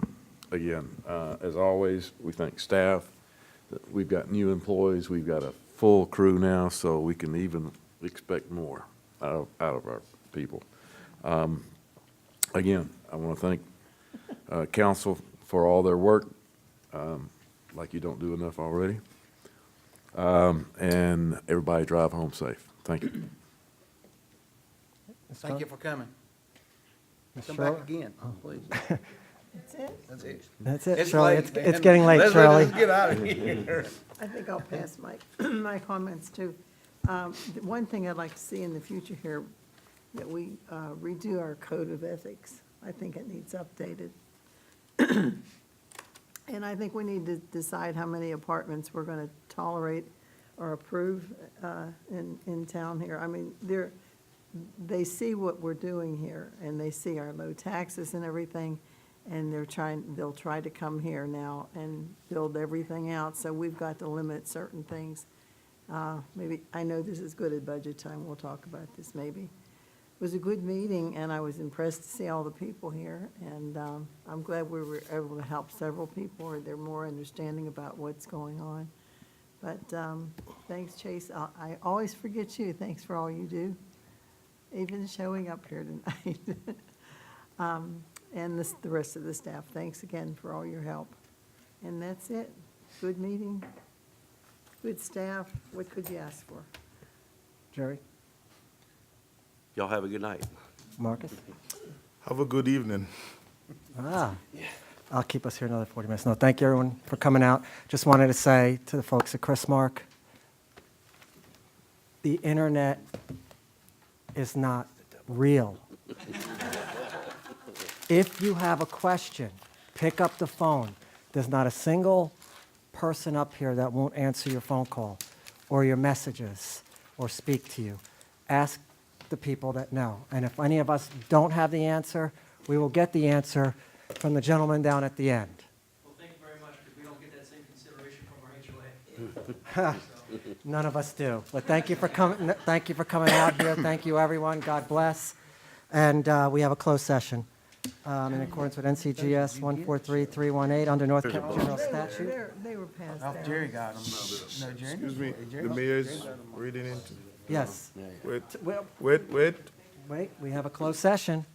Privileged information and NCGS 143318, qualifications and competence and performance of a person. I need a motion to go into closed session. So moved. Motion, all in favor? Yep. Yes. 3 minutes. It's getting late.